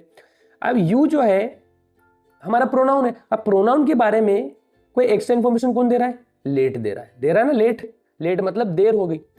अब देरी होने के बारे में एक्स्ट्रा इंफॉर्मेशन कौन दे रहा है, क्यों देर हुए, तो क्यों देर हुए बोल रहे हैं, क्यों देर हुए, तो देर वर्ड के बारे में क्यों जो है वो एक्स्ट्रा इंफॉर्मेशन दे रहा है, क्योंकि देरी हुई है पर क्यों हुई है, तो क्यों वर्ड हमको देरी के लिए एक एक्स्ट्रा इंफॉर्मेशन दे रहा है। तो लेट के बारे में, ये जो लेट है ना भाई, ये लेट के बारे में ये वाई एक्स्ट्रा इंफॉर्मेशन दे रहा है, तो ये वाई जो है हमारा क्या हो गया, एडवर्ब। अब समझ में आया, ऐसा समझना। दूसरा सेंटेंस और है, उसको भी देख लो। How did you do this, अब सुनना है, how did you do this, कुछ काम हो रहा है, डू, तुमने यह क्यों किया, तो काम हुआ डू। तो ये काम को, ये प्रोनाउन है दिस, ये बता रहा है। ये काम को कौन बता रहा है, दिस, मतलब ये जो काम है ये तुमने क्यों किया। तो ये डू है ना, ये डू जो है यू के बारे में बता रहा है, ये क्या हमारा प्रोनाउन है, डू, सॉरी दिस। अब ये दिस जो है, यह किया कैसे, यह जो है कैसे किया, तो कैसे को कौन बता रहा है, हाउ। ये दिस के बारे में कैसे एक्स्ट्रा इंफॉर्मेशन है, हाउ, कैसे किया। तो ये कैसे किसके बारे में बता रहा है, एक्स्ट्रा दिस। और दिस हमारा क्या है, प्रोनाउन। तो सिंपली प्रोनाउन के बारे में भी कोई, सॉरी प्रोनाउन बोल रहा हूं, हमारा एडजेक्टिव, सॉरी ये दिस हमारा क्या है, एडजेक्टिव, ठीक है। तो यहां पर इसके बारे में एक्स्ट्रा इंफॉर्मेशन दे रहा है कौन, हाउ। तो ये हमारा हाउ क्या हो गया, एडवर्ब। ठीक, इतनी देर से मैं इसको बोल रहा था क्या कि ये हमारा क्या है, नाउन है ना। तो ये हमारा क्या हो गया, एडजेक्टिव है। तो एडजेक्टिव के बारे में एक्स्ट्रा इंफॉर्मेशन दी हाउ ने, तो ये हाउ हमारा हो गया एडवर्ब। ठीक है, तो इस तरीके से ये था हमारा लास्ट वन, क्या, एडजेक्टिव ऑफ क्या, इंटेरोगेटिव, इंटेरोगेटिव एडजेक्टिव। ठीक है, आगे समझते हैं। पोजीशन ऑफ एडवर्ब, ये हमने पहले ही समझ लिया, लेकिन फिर भी एक बार देखो, 3 रूल्स है इसके। एडवर्ब के बाद, हमेशा एडवर्ब के बाद यूज होता है, ही स्पीक्स क्लियरली, देखो मतलब, सॉरी वर्ब के बाद, ये जो है ना वर्ब के बाद यूज होता है। ये वाला जो है पहला, कि ये वर्ब आएगी और वर्ब के बाद मिलेगा आपको, कभी कभी आपको मिलेगा वर्ब के बाद, ठीक है, पहला है वर्ब के बाद मिलेगा। दूसरा है हमारा रूल नंबर 2, आपको मिलेगा वो फ्रीक्वेंसी वाले एडवर्ब में आपको अक्सर वो मिलेगा वर्ब के पहले, जैसे फ्रीक्वेंसी वाले हमने पढ़ा, जैसे ऑलवेज है ना, ये वाले जो है इनके आपको हमेशा ये मिलेगा मतलब वर्ब के पहले। ऐसे नॉर्मली कहाँ मिलता है, देखो ये वर्ब के बाद, लेकिन यहाँ पर वर्ब के पहले मिलेगा फ्रीक्वेंसी वाले में। तो ये 2 नंबर का आपको रूल याद रखना है। रूल नंबर 3 में आपको एक याद रखना है, एडजेक्टिव को डिस्क्राइब करने वाला एडवर्ब एडजेक्टिव से पहले होता है। एडजेक्टिव को डिस्क्राइब करने वाला एडवर्ब ये दिया, तो जो एडजेक्टिव के बारे में एक्स्ट्रा इन्फॉर्मेशन दी, इंटेलिजेंट, वो हमेशा एडजेक्टिव के पहले मिलेगा आपको। ठीक है, एडजेक्टिव के पहले जो होगा वो एडवर्ब होगा हमारा। तो ये इस तरीके से ध्यान रखना है। तो 3 प्रकार के रूल है पोजीशन के।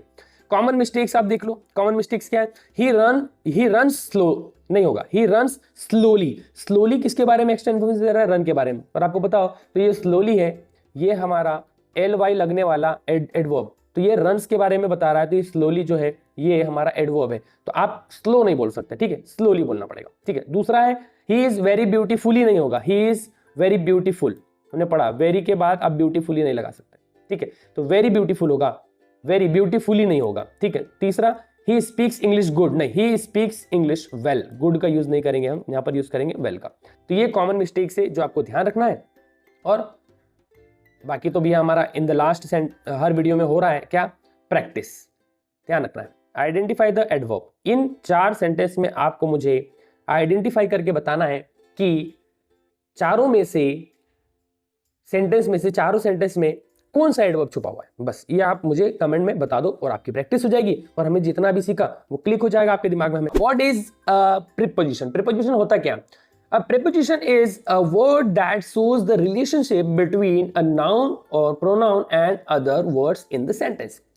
प्रीपोजिशन वो वर्ड होता है जो नाउन और प्रोनाउन का रिलेशन या पोजीशन बताता है। अब देखो इसको समझना बहुत इंटरेस्टिंग है। ये प्रीपोजिशन होता है क्या, प्रीपोजिशन क्या करता है, नाउन और प्रोनाउन के बीच में, नाउन और प्रोनाउन के साथ जो दूसरे वर्ड्स है सेंटेंस में, उनके बीच में एक रिलेशन को बताता है, पोजीशन को बताता है ना। जब एग्जांपल आएंगे तो आसानी समझ में आएगा, लेकिन अभी आप ये समझो कि प्रीपोजिशन क्या होता है भैया, वो नाउन और प्रोनाउन का दूसरे वर्ड्स के साथ रिलेशन बताने वाले जो वर्ड्स होते हैं, नाउन और प्रोनाउन को के बीच में जो दूसरे वर्ड्स है सेंटेंस में, नाउन और प्रोनाउन और सेंटेंस के दूसरे वर्ड्स जो होते हैं उनके बीच में जो रिलेशन या पोजीशन बताने वाला शब्द, वही वर्ड हमारा क्या कहलाएगा, प्रीपोजिशन। ठीक है, अब देखो एग्जांपल से ज्यादा बेटर तरीके से समझ में आ जाएगा। अब देखो रिलेशन का मतलब क्या है, यहां पर समझो कि कोई चीज कहां है, कब, किसके साथ है, किसके नीचे है, किसके ऊपर है, किसके साइड में है, दाएं है, बाएं है, ऊपर है, नीचे है, तो ये सब बताने का काम कौन करेंगे, प्रीपोजिशंस। ठीक है, अब देखो प्रीपोजिशन की डेफिनेशन दो गई, बहुत सिंपल, एग्जाम्पल के थ्रू आसानी समझ आएगा। जिस सेंटेंस लिखा है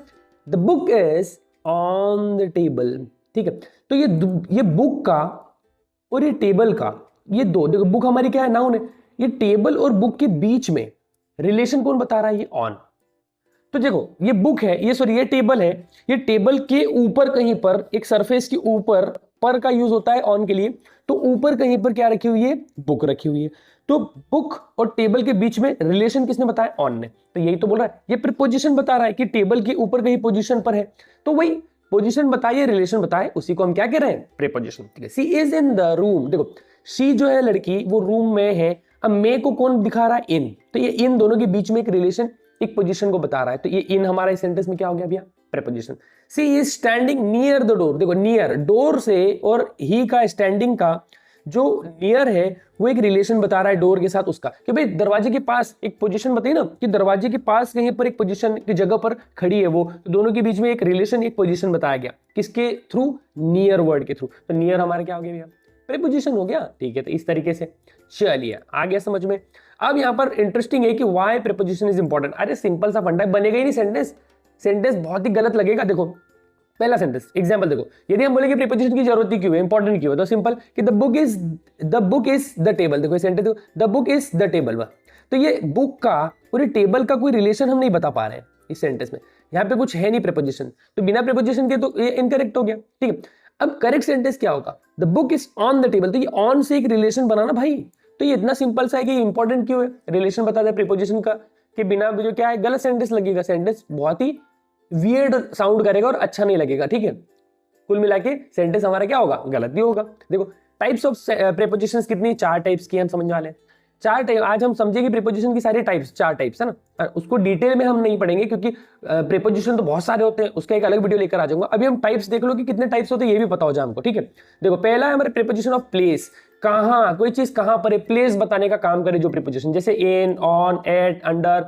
ओवर, बिटवीन, बिहाइंड, नियर, है ना, इनसाइड, ये सब क्या है, प्रीपोजिशन ऑफ प्लेस, जो जगह को बताते हैं। कैसे, एग्जांपल के थ्रू समझो, the cat is under the table, table के अंडर कहीं नीचे कहीं पर है, टेबल है और टेबल के नीचे कहीं पर है, तो अंडर बोल रहे हैं। ठीक है, तो अंडर किसका, केट और टेबल के बीच में रिलेशन बता रहा है अंडर, और ये प्रीपोजिशन ऑफ प्लेस है, जगह बता रहा है। The fan is over the head, सिर के ऊपर कहीं पर है, जगह बता रहा है, कहां पर है, कहां को बता रहा है, प्लेस को बता रहा है। ठीक है, she is sitting between 2 girls, वो 2 लड़कियों के बीच में कहीं पर, जगह बता रहा है, कहां बैठी है, तो बीच में कहीं पर, तो बिटवीन भी क्या बताता है, प्लेस बताता है। तो ये था हमारा preposition of place. Next one is, अब देखो प्रीपोजिशन ऑफ प्लेस ना ये 3 होता है, देखो ये भी लिख दिया है सिंपली मैंने, ये होते हैं इन, ऑन और एट, इनका सबसे ज्यादा यूज होता है प्लेस के लिए। अब यहाँ पर देखो इन है, एरिया के अंदर की बात करें, सबसे ज्यादा यूज होने वाले प्रीपोजिशन ऑफ प्लेस यही है, इन, ऑन, एट। इसका एक सेपरेट वीडियो लेक्चर बना हुआ है, आप जाकर देख सकते हैं, बहुत ईजी है, प्रीपोजिशन ऑफ प्लेस और प्रीपोजिशन ऑफ टाइम दोनों बनाए। तो देखो इन का यूज कब करेंगे भैया, एरिया के अंदर, किसी जगह, किसी बंद जगह के अंदर की बात करें, जैसे in the room, in the city, तो वो उसके लिए इन। ऑन सरफेस की बात करें, टेबल पर, किसी जगह पर कोई चीज रखी हुई है ऊपर, on the table, on the wall, इस तरीके से। एट का यूज एग्जैक्ट पॉइंट और प्लेस के लिए होता है, at the door, exact point है वो, डोर पर कोई चीज रखी है, कोई डोर पर है, तो at the door. At the bus stop, एक एग्जैक्ट पॉइंट है, एक फिक्स जगह है, उसके लिए हम यूज करते हैं एट का। कब की बात करें, प्लेस की, है ना, जब, क्योंकि प्रीपोजिशन ऑफ प्लेस पढ़ रहे हैं ना, इसीलिए। अब यहाँ पर सिंपल सी एक ट्रिक भी लिख दी है स्टूडेंट्स के लिए, कि इन का यूज एरिया के लिए करना है, ऑन का यूज सरफेस के लिए, और एट का यूज स्पेसिफिक पॉइंट के लिए करना है, या एग्जैक्ट पॉइंट के लिए करना है। ठीक, तो ये था हमारा प्रीपोजिशन ऑफ प्लेस। अगला समझते हैं प्रीपोजिशन ऑफ टाइम, कब की बात करें, किसकी बात करें भैया, कब, कोई चीज कब हो रही है। देखो in, on, at, before, after, during, since, for, इन सब का यूज किया जाता है प्रीपोजिशन ऑफ टाइम। अब आप नोटिस करेंगे तो प्रीपोजिशन ऑफ प्लेस में भी इन, ऑन, एट आया था, यहाँ पर भी टाइम में भी आ रहा है, क्योंकि दोनों का यूज होता है ना। जैसे यहाँ पर समझ लेते हैं हम एग्जाम्पल के थ्रू, ऐसे नहीं समझ में आएगा। देखो ये रहा हमारा प्रीपोजिशन ऑफ टाइम, ठीक, just give me second. Okay, पहला इन, लॉन्ग टाइम के लिए, जो लंबे समय की बात है ना, लॉन्ग टाइम है, लंबे समय की बात है, उसके साथ इन, जैसे in the morning, in 2025, in summer, in winter, इस तरीके से। और ऑन का यूज करते हैं हम डे और डेट के लिए, जब डे और डेट आएगा तो हमको लगाना है on, on Monday, on my birthday, है ना, और कोई डेट भी आ जाएगी तो उसके साथ भी हम क्या लगा देंगे, ऑन लगाएंगे। इसके अलावा आप ध्यान से देखिए तो एट का use, just give me a second, थोड़ा सा ऊपर कर लेते हैं, और एट का यूज एग्जैक्ट टाइम के लिए होता है, 7 o'clock, at 7 o'clock, at night, at noon, है ना। तो एट नाइट और एट नून ये फिक्स है, याद रखना, नाइट के साथ और नून के साथ हम एट लगाते हैं, लेकिन आफ्टरनून के साथ हम इन लगाते हैं, इन द आफ्टरनून, लेकिन सिर्फ नून बोलना है तो एट नून होता है। ठीक है, याद रखने वाली चीजें हैं। चलो आगे बढ़ते हैं, वन लाइन में यहाँ पर क्लियर कर दिया। देखो लॉन्ग टाइम के लिए इन, डे डेट के लिए ऑन, एग्जैक्ट टाइम के लिए एट, सिंपल। ये एक हमारी छोटी सी ट्रिक टाइप हो गया। जैसे एग्जाम्पल देख सकते हैं आप, I wake up at AM, school opens in July, he came on Sunday, ये डेट है, ये डे है तो ऑन लग गया, एक लंबे समय की बात हो रही है तो इन लग गया, टाइम की बात हो रही है तो एट लग गया, सिंपल। ठीक, तो ये था हमारा प्रीपोजिशन ऑफ टाइम। अगला है प्रीपोजिशन ऑफ डायरेक्शन। डायरेक्शन ये मूवमेंट को बताए, डायरेक्शन बताए मूवमेंट। जैसे to, into, onto, from, towards, across, ये सब हमारे होते हैं प्रीपोजिशन ऑफ डायरेक्शन। ठीक, अब जैसे एग्जाम्पल देख लो, उससे क्लियर हो जाएगा।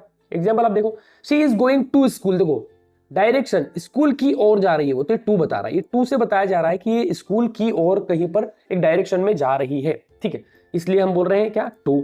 The boy jumped into the river, देखो यहां पर भी वही डायरेक्शन, नदी की डायरेक्शन में, नदी के अंदर कहीं पर इस मूवमेंट के साथ डायरेक्शन में कूद रहा है, तो इनटू बता रहा है डायरेक्शन, जो लड़का है वो नदी में कूदा। ठीक, ही केम फ्रॉम दिल्ली, फ्रॉम मतलब किसी जगह से, किसी एक डायरेक्शन से कहां आया वो, ही केम फ्रॉम दिल्ली, दिल्ली से आया है, तो किसी डायरेक्शन से आया है, तो फ्रॉम भी डायरेक्शन बता रहा है, तो डायरेक्शन या मूवमेंट बताए वो हमारा हो जाएगा प्रीपोजिशन ऑफ डायरेक्शन। ठीक है, अगला देखो preposition of relation, last one हमारा चौथा है प्रीपोजिशन ऑफ रिलेशन या agent, with, by, for, of, about, ये जो रिलेशन बताने का काम करते हैं। एग्जाम्पल देखो, एग्जाम्पल समझ में आ जाएगा, सी इज एंग्री विद मी, तो देखो ये विद जो है ये एक रिलेशन बताने का काम कर रहा है ना, शी और मुझ में, उससे में, वह मुझसे क्या है, गुस्सा है, तो ये विद बता रहा है एक क्या बोलते हैं, रिलेशन। ठीक है, ये दोनों के बीच में ये विद बता रहा है, इसीलिए उसको बोल रहे हैं relation, preposition of relation.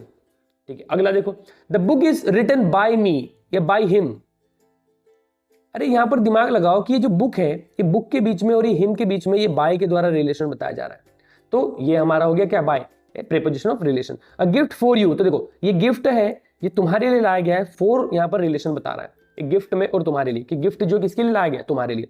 The colour of the car is red, है ना, तो यहां पर ऑफ जो है कलर और कार के बीच में एक रिलेशन बता रहा है ना, कौन से कलर की, रेड कलर की car, the colour of the car is red, जो कार का कलर है वो क्या है, रेड, तो ये का के की का यूज करके कि जो कार का कलर है, तो का जो वर्ड है काके की, उसी के लिए ऑफ का यूज किया गया, तो यहाँ पर वो रिलेशन बता रहा है, ठीक, एक एजेंट की तरह यहाँ पर वो काम कर रहा है। तो ये था हमारा fourth number, preposition of relation. Last one is, हम देख सकते हैं पोजीशन ऑफ प्रीपोजिशन। अब यहाँ पर कुछ कंफ्यूजन होता है कि सर जो पोजीशन उसकी जगह है कहां पर यूज होता है, तो देखो यूजुअली प्रीपोजिशन जो है नाउन और प्रोनाउन से पहले ही आता है हमेशा, नाउन और देखो ये टेबल है, बैग, ये नाउन है, इनके पहले ही आपको हमेशा मिलेगा, नाउन या प्रोनाउन के पहले। ठीक है, नाउन प्रोनाउन का वीडियो यदि आपने नहीं देखा तो चैनल पर आप देख सकते हैं, यदि उसमें कंफ्यूजन है। ठीक है, लेकिन इसमें एक एक्सेप्शन है कि लेकिन क्वेश्चन में कभी कभी लास्ट में भी आ सकता है। देखो ये वेयर वाला क्वेश्चन है, व्हाट वाला क्वेश्चन है, क्वेश्चन में कभी कभी कहां जाता है, लास्ट में। देखो फ्रॉम प्रीपोजिशन है, अबाउट प्रीपोजिशन है,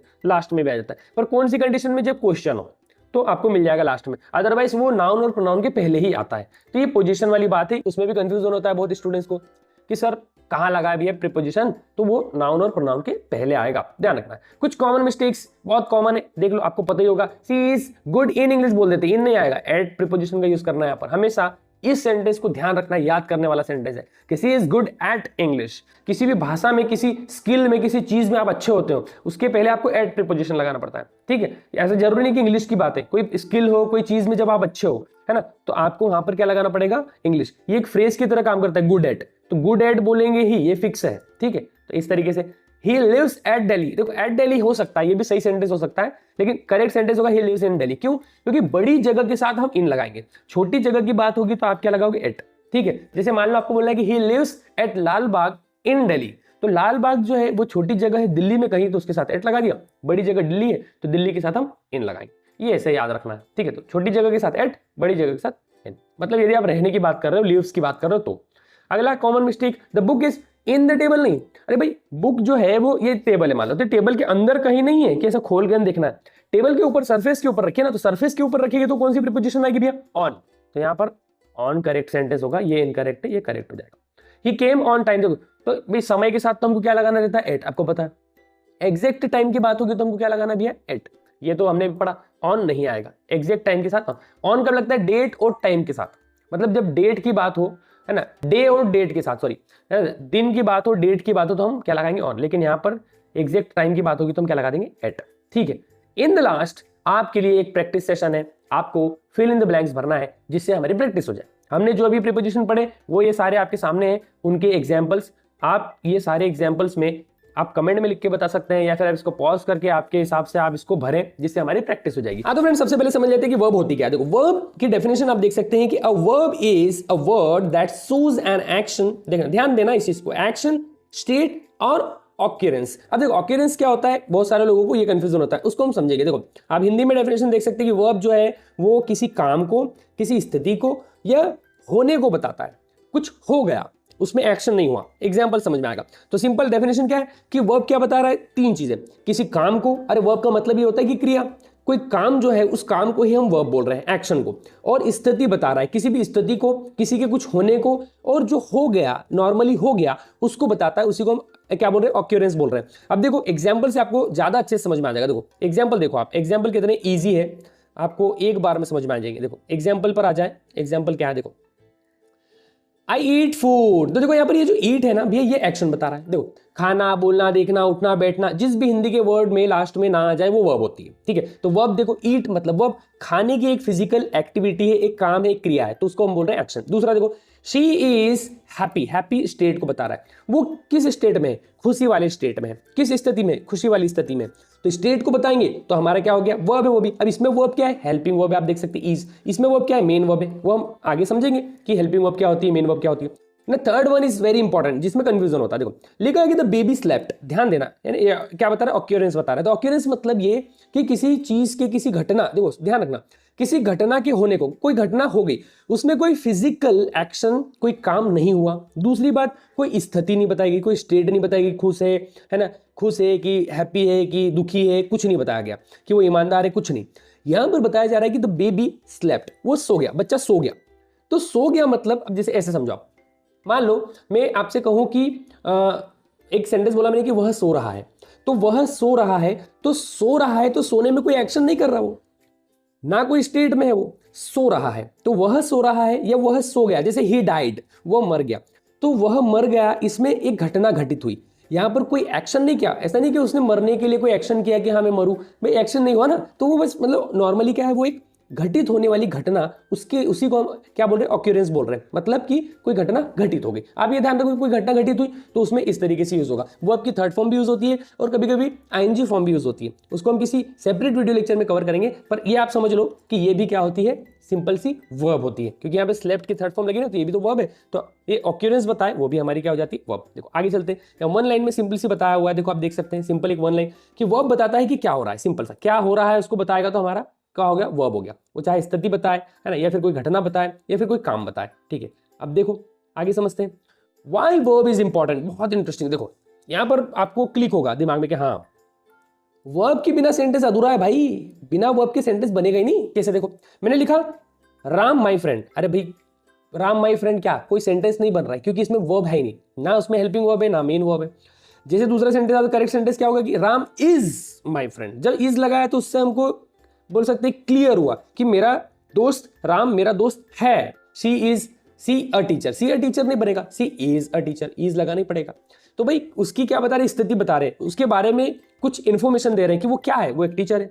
तो जब किसी के बारे में इन्फॉर्मेशन देते हैं तो सिंपल सेंटेंसेस होता है, जिसमें हम स्टेट बता रहे हैं, आप बोल सकते हैं, या किसी के बारे में कोई जानकारी दे रहे हैं, तो या कोई कुछ है, किसी के कुछ होने की बात बताएं, तो भी हमारा क्या हो जाता है, इज एम आर लगाकर हम डायरेक्ट उसके बारे में बता देते हैं। तो ये था हमारा क्या, सिंपल सा कि वर्ब इंपॉर्टेंट क्यों है, बिना वर्ब के सेंटेंस नहीं बनता भी है, ये ध्यान रखो आप, ठीक है। अब जैसे आगे चलो, वर्ब के टाइप फटाफट।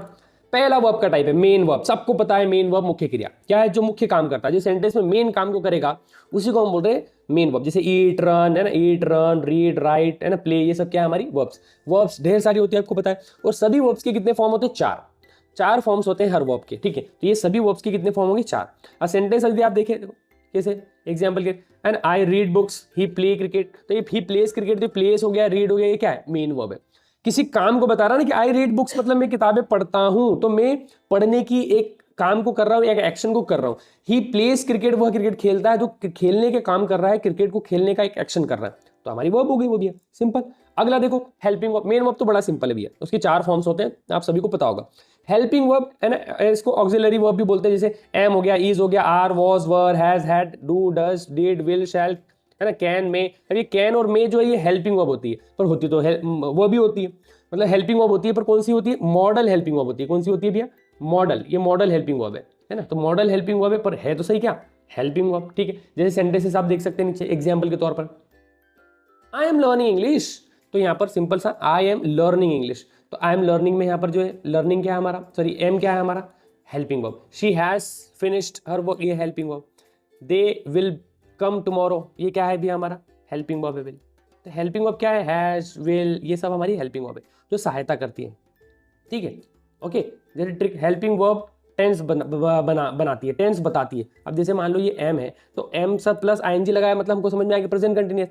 Has plus verb third form है मतलब क्या है, present perfect. Will plus verb की फर्स्ट फॉर्म क्या है, फ्यूचर सिंपल। तो टेंस भी बताती है हेल्पिंग वर्ब, टेंस में हेल्पिंग वर्ब बताती है कि किस टेंस का सेंटेंस है, किस समय में किस टेंस में बात हो रही है। साथ ही साथ हेल्पिंग वर्ब से हमें ही पता चलता है कि टेंस कौन सा है, ध्यान रखना है, ठीक है। तो ये है हमारा अगला, हमारा लिंकिंग वर्ब, बड़ा सिंपल सा। देखो अगली हमारी वर्ब है, टाइप है हमारा लिंकिंग वर्ब। लिंकिंग वर्ब मतलब जो लिंक करें, जोड़े, सब्जेक्ट को डिस्क्रिप्शन से जोड़ती है। देखो कॉमन लिंकिंग वर्ब्स कौन कौन सी है भैया, देखो आप देख सकते हैं common linking verb is, am, are, was, were, seem है ना, बिकम, फील। जैसे शी इज टायर्ड, तो भाई ये टायर्ड से ये इज ने जोड़ा है शी, क्योंकि भाई इज से पता चल रहा है कि वो टायर्ड है, वो क्या है, थकी हुई है। तो थकी हुई और है से जोड़ा वह, तो उसको जोड़ा गया है थकान से इज के द्वारा। द फूड टेस्ट गुड, तो ये गुड है और ये द फूड है, तो खाना अच्छा, पर स्वाद उसका अच्छा है ना, तो स्वाद से दो चीजों को जोड़ा जा रहा है, इसीलिए इसको बोल रहे हैं लिंकिंग वर्ब। बड़ा सिंपल सा फंडा इसका। देखो आगे बढ़ते हैं हम, अगला हमारा चलते हैं। अब यहाँ पर आप एक नोट देख सकते हैं,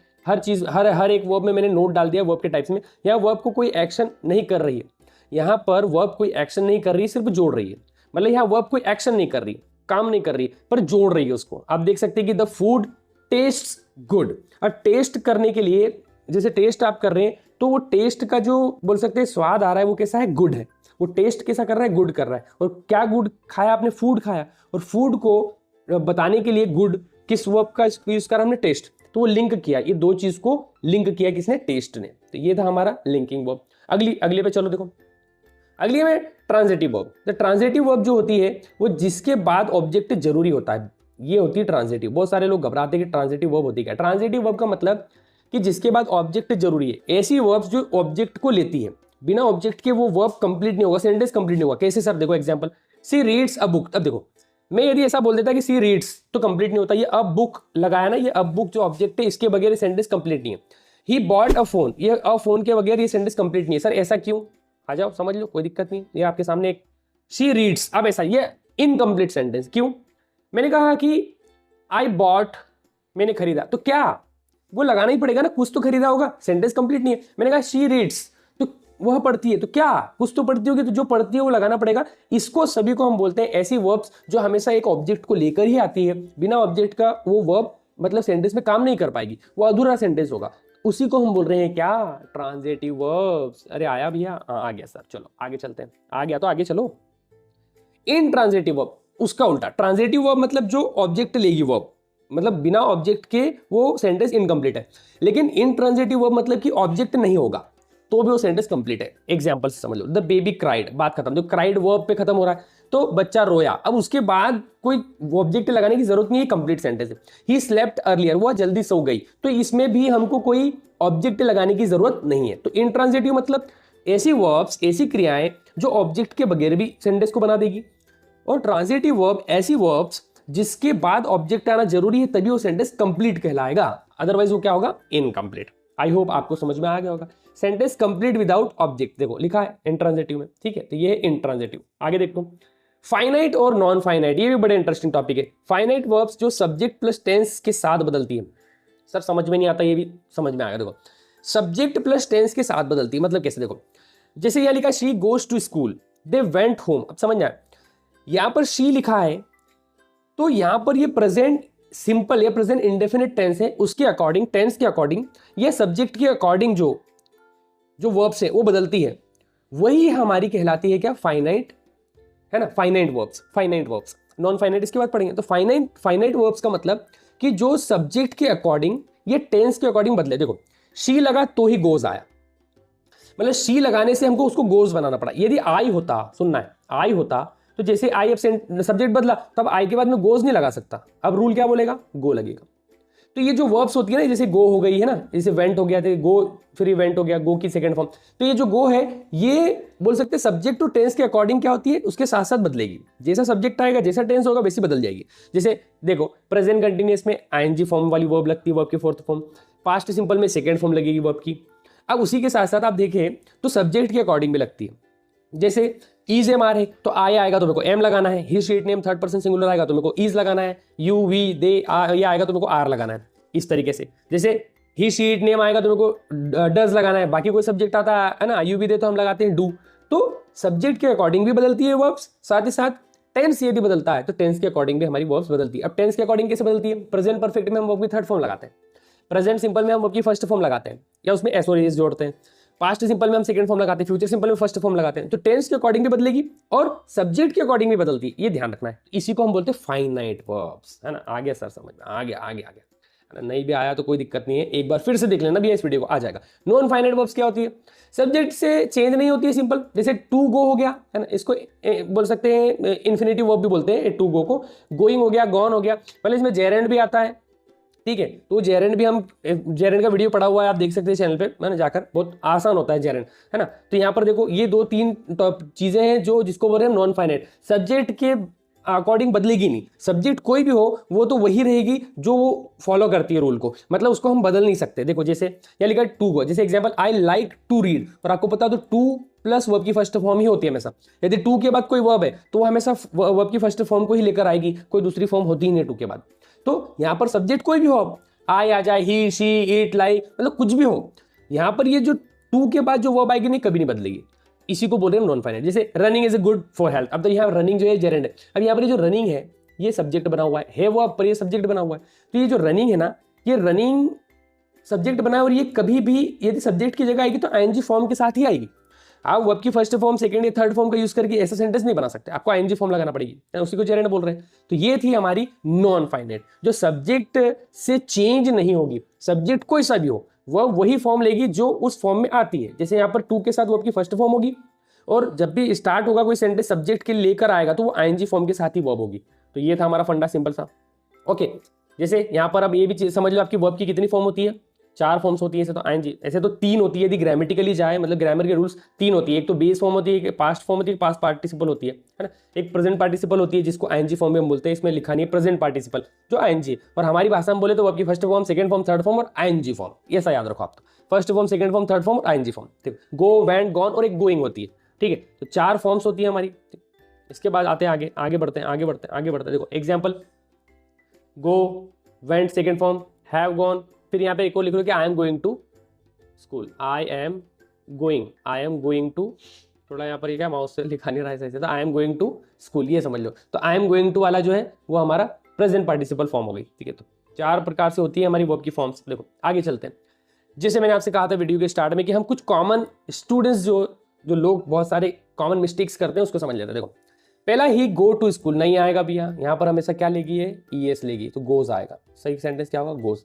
आई एम अंडरस्टैंड नहीं होगा, आई अंडरस्टैंड होगा। अंडरस्टैंड खुद एक मेन वर्ब है, खुद एक मेन वर्ब है, तो उसमें हम यहाँ एम लगा ही नहीं सकते, और यदि एम लगा रहे तो आईएनजी फॉर्म आएगी, प्रेजेंट कंटिन्यूअस, तो ये मामले गड़बड़ हो रहा है। अब वर्ब की फर्स्ट फॉर्म लगा ही नहीं सकते एम के बाद, ठीक है। एम के बाद हमेशा आईएनजी फॉर्म होती है, प्रेजेंट कंटिन्यूअस, ठीक है। ये हो गया। शी डिड नॉट वेंट, ये बड़ा कंफ्यूजिंग वाला, ये वेंट नहीं आएगा, यहाँ पर वर्ब की फर्स्ट फॉर्म आती है। तो आपने यदि टेंस पढ़े तो आपको आइडिया होगा।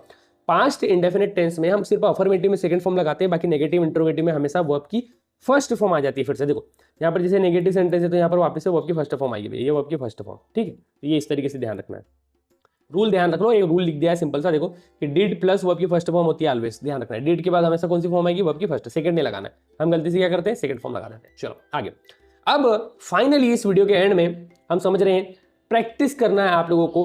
प्रैक्टिस के लिए मैं कुछ सेंटेंस लेकर आया हूं, आपको आइडेंटिफाई करना है, simply identify the verb in sentence में, तीनों सेंटेंस में, ये 1, ये 2, ये 3, ये तीनों में आपको पता लगाना है कि इन तीनों में कौन कौन सी वर्ब छुपी हुई है। हमने भी पढ़ी भाई कौन सी है ना, कौन कौन सी हमने जितनी भी 5 वर्ब्स पढ़ी, उन 5-6 वर्ब्स में इसमें कौन कौन सी वर्ब्स छुपी हुई है, कि हेल्पिंग वर्ब है, कि भाई मेन वर्ब है ना, फाइनाइट है कि नॉन फाइनाइट है, कौन सी वर्ब है इसके अंदर, लिंकिंग वर्ब है कौन सी। तो वो आप इसको पता लगाकर कमेंट बॉक्स में डालो कि आप इस वीडियो को देखने के बाद सीखे और क्या सीखे, तो आपको आइडिया आ जाएगा।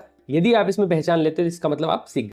सर कंजक्शन नहीं समझ में आता है तो ये वीडियो को एंड तक देख लो। भी आज की वीडियो में हम समझने वाले हैं कंजक्शन के डेफिनेशन, उसके टाइप्स, और वीडियो के एंड में मैंने आप लोगों के लिए डाला है एक प्रैक्टिस सेशन, जिससे इसी वीडियो में आपकी प्रैक्टिस भी हो जाएगी। हाँ तो देखो आ जाओ स्क्रीन पर, यहाँ पर आप देख सकते हैं कि व्हाट इज द कंजक्शन। अरे भैया कंजक्शन क्या होता है, तो डेफिनेशन देख लेते हैं। सबसे पहले डेफिनेशन क्या है, देखो a conjunction is a word that joins words, phrases and clauses।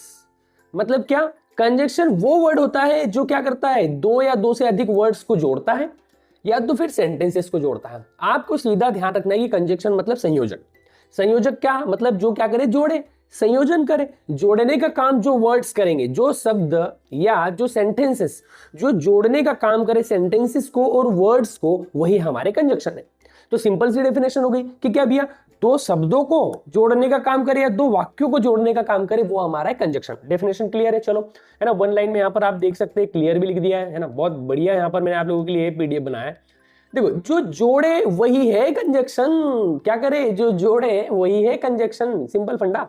अब देखो आगे आते हैं, एग्जाम्पल समझ में, इससे एग्जाम्पल से आ जाएगा समझ में। देखो एग्जाम्पल क्या मतलब है, Ram and Shyam are friends. अब समझना, राम और श्याम दो शब्दों को जोड़ने का काम कौन कर रहा है, एंड। तो सिंपल फंडा आइडिया, अरे राम और श्याम को जोड़ने का काम कौन कर रहा है, ये एंड कर रहा है। तो एंड हमारा क्या हो गया, कंजक्शन।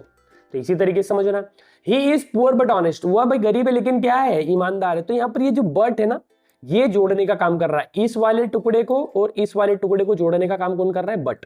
तो बट हमारा कौन हो गया, कंजक्शन, सिंपल फंडा।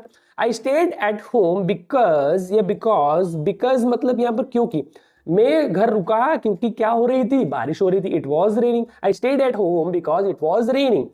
बिकॉज जो है ये दो वाक्यों को जोड़ने का काम कर रहा है। देखो ये एक सेंटेंस है यहाँ तक, और इट वॉज रेनिंग एक सेंटेंस है। आई स्टेड एट होम एक सेंटेंस, इट वॉज रेनिंग एक सेंटेंस। दो सेंटेंसेस को जोड़ा तो ये दो सेंटेंस को जोड़ने वाला वर्ड भी हमारा क्या कहलाएगा, कंजक्शन। सिंपल फंडा है। वैसे ऊपर भी आपने देखा, दो वर्ड्स को जोड़ रहा है, दो क्लॉज को जोड़ रहा है, दो फ्रेजेस को जोड़ रहा है। क्लॉज क्या होता है, फ्रेजेस क्या होता है, ये तो हम अलग सेपरेट वीडियो लेक्चर में समझेंगे। आज हमारा टॉपिक क्या भी है, कंजक्शन। तो समझ में आया एग्जांपल से? चलो आगे समझते हैं। अब यहाँ पर एक सिंपल सा फंडा ये भी डाला है मैंने कि व्हाट इज कंजक्शन, इंपॉर्टेंट क्यों है। हमने समझा व्हाट इज कंजक्शन, डेफिनेशन देखा। अब ये why conjunction is important, important क्यों है। यदि कंजक्शन का हम यूज इंग्लिश में नहीं करें तो भैया क्या फर्क पड़ रहा है, पड़ेगा। देखो बिना कंजक्शन के सेंटेंस कैसे होंगे, देखो I was tired I worked. Conjunction के साथ इसी को बनाएंगे, I was tired but I work. भाई मैं भले थका हुआ था लेकिन मैंने काम किया।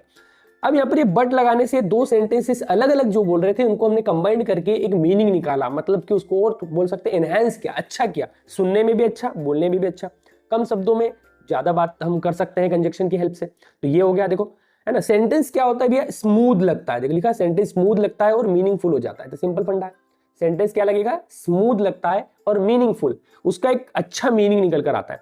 अब टाइप्स ऑफ कंजक्शन देखते हैं। यहाँ पर आप लिखा है इंग्लिश ग्रामर में 3 भाई टाइप्स के कंजक्शन होते हैं, है ना। पहला आपके सामने देख सकते हैं आप, पहला आपके सामने कोऑर्डिनेट कंजक्शन। कोऑर्डिनेट कंजक्शन क्या होता है, जो सेम लेवल के वर्ड्स और क्लॉजेस को जोड़ता है। जो सेम लेवल के, समान लेवल के वर्ड्स और किसको जोड़ेगा, क्लॉजेस को, उपवाक्य। क्लॉज मतलब बोल सकते हैं आप उपवाक्य। तो उन क्लॉजेस को और वर्ड्स को जो समान लेवल के, समान स्तर के शब्द और वाक्य उनको जोड़ेगा। अब कैसे होगा वो देखो एग्जाम्पल। यहाँ पर देखो कॉमन वर्ड्स कौन कौन से हमारे कंजक्शन, एंड है, बट है, और है, सो है, येट है, फोर है, नॉर है, ये सब हमारे हैं कोऑर्डिनेट कंजक्शंस। अब देखो एग्जाम्पल आप देख सकते हैं कैसे, I like T and coffee. देखो टी और कॉफी को जोड़ने का काम कर रहा है एंड, तो हमारा conjunction. He is poor but honest, हमने अभी एग्जाम्पल देखा, बट हमारा कंजक्शन है।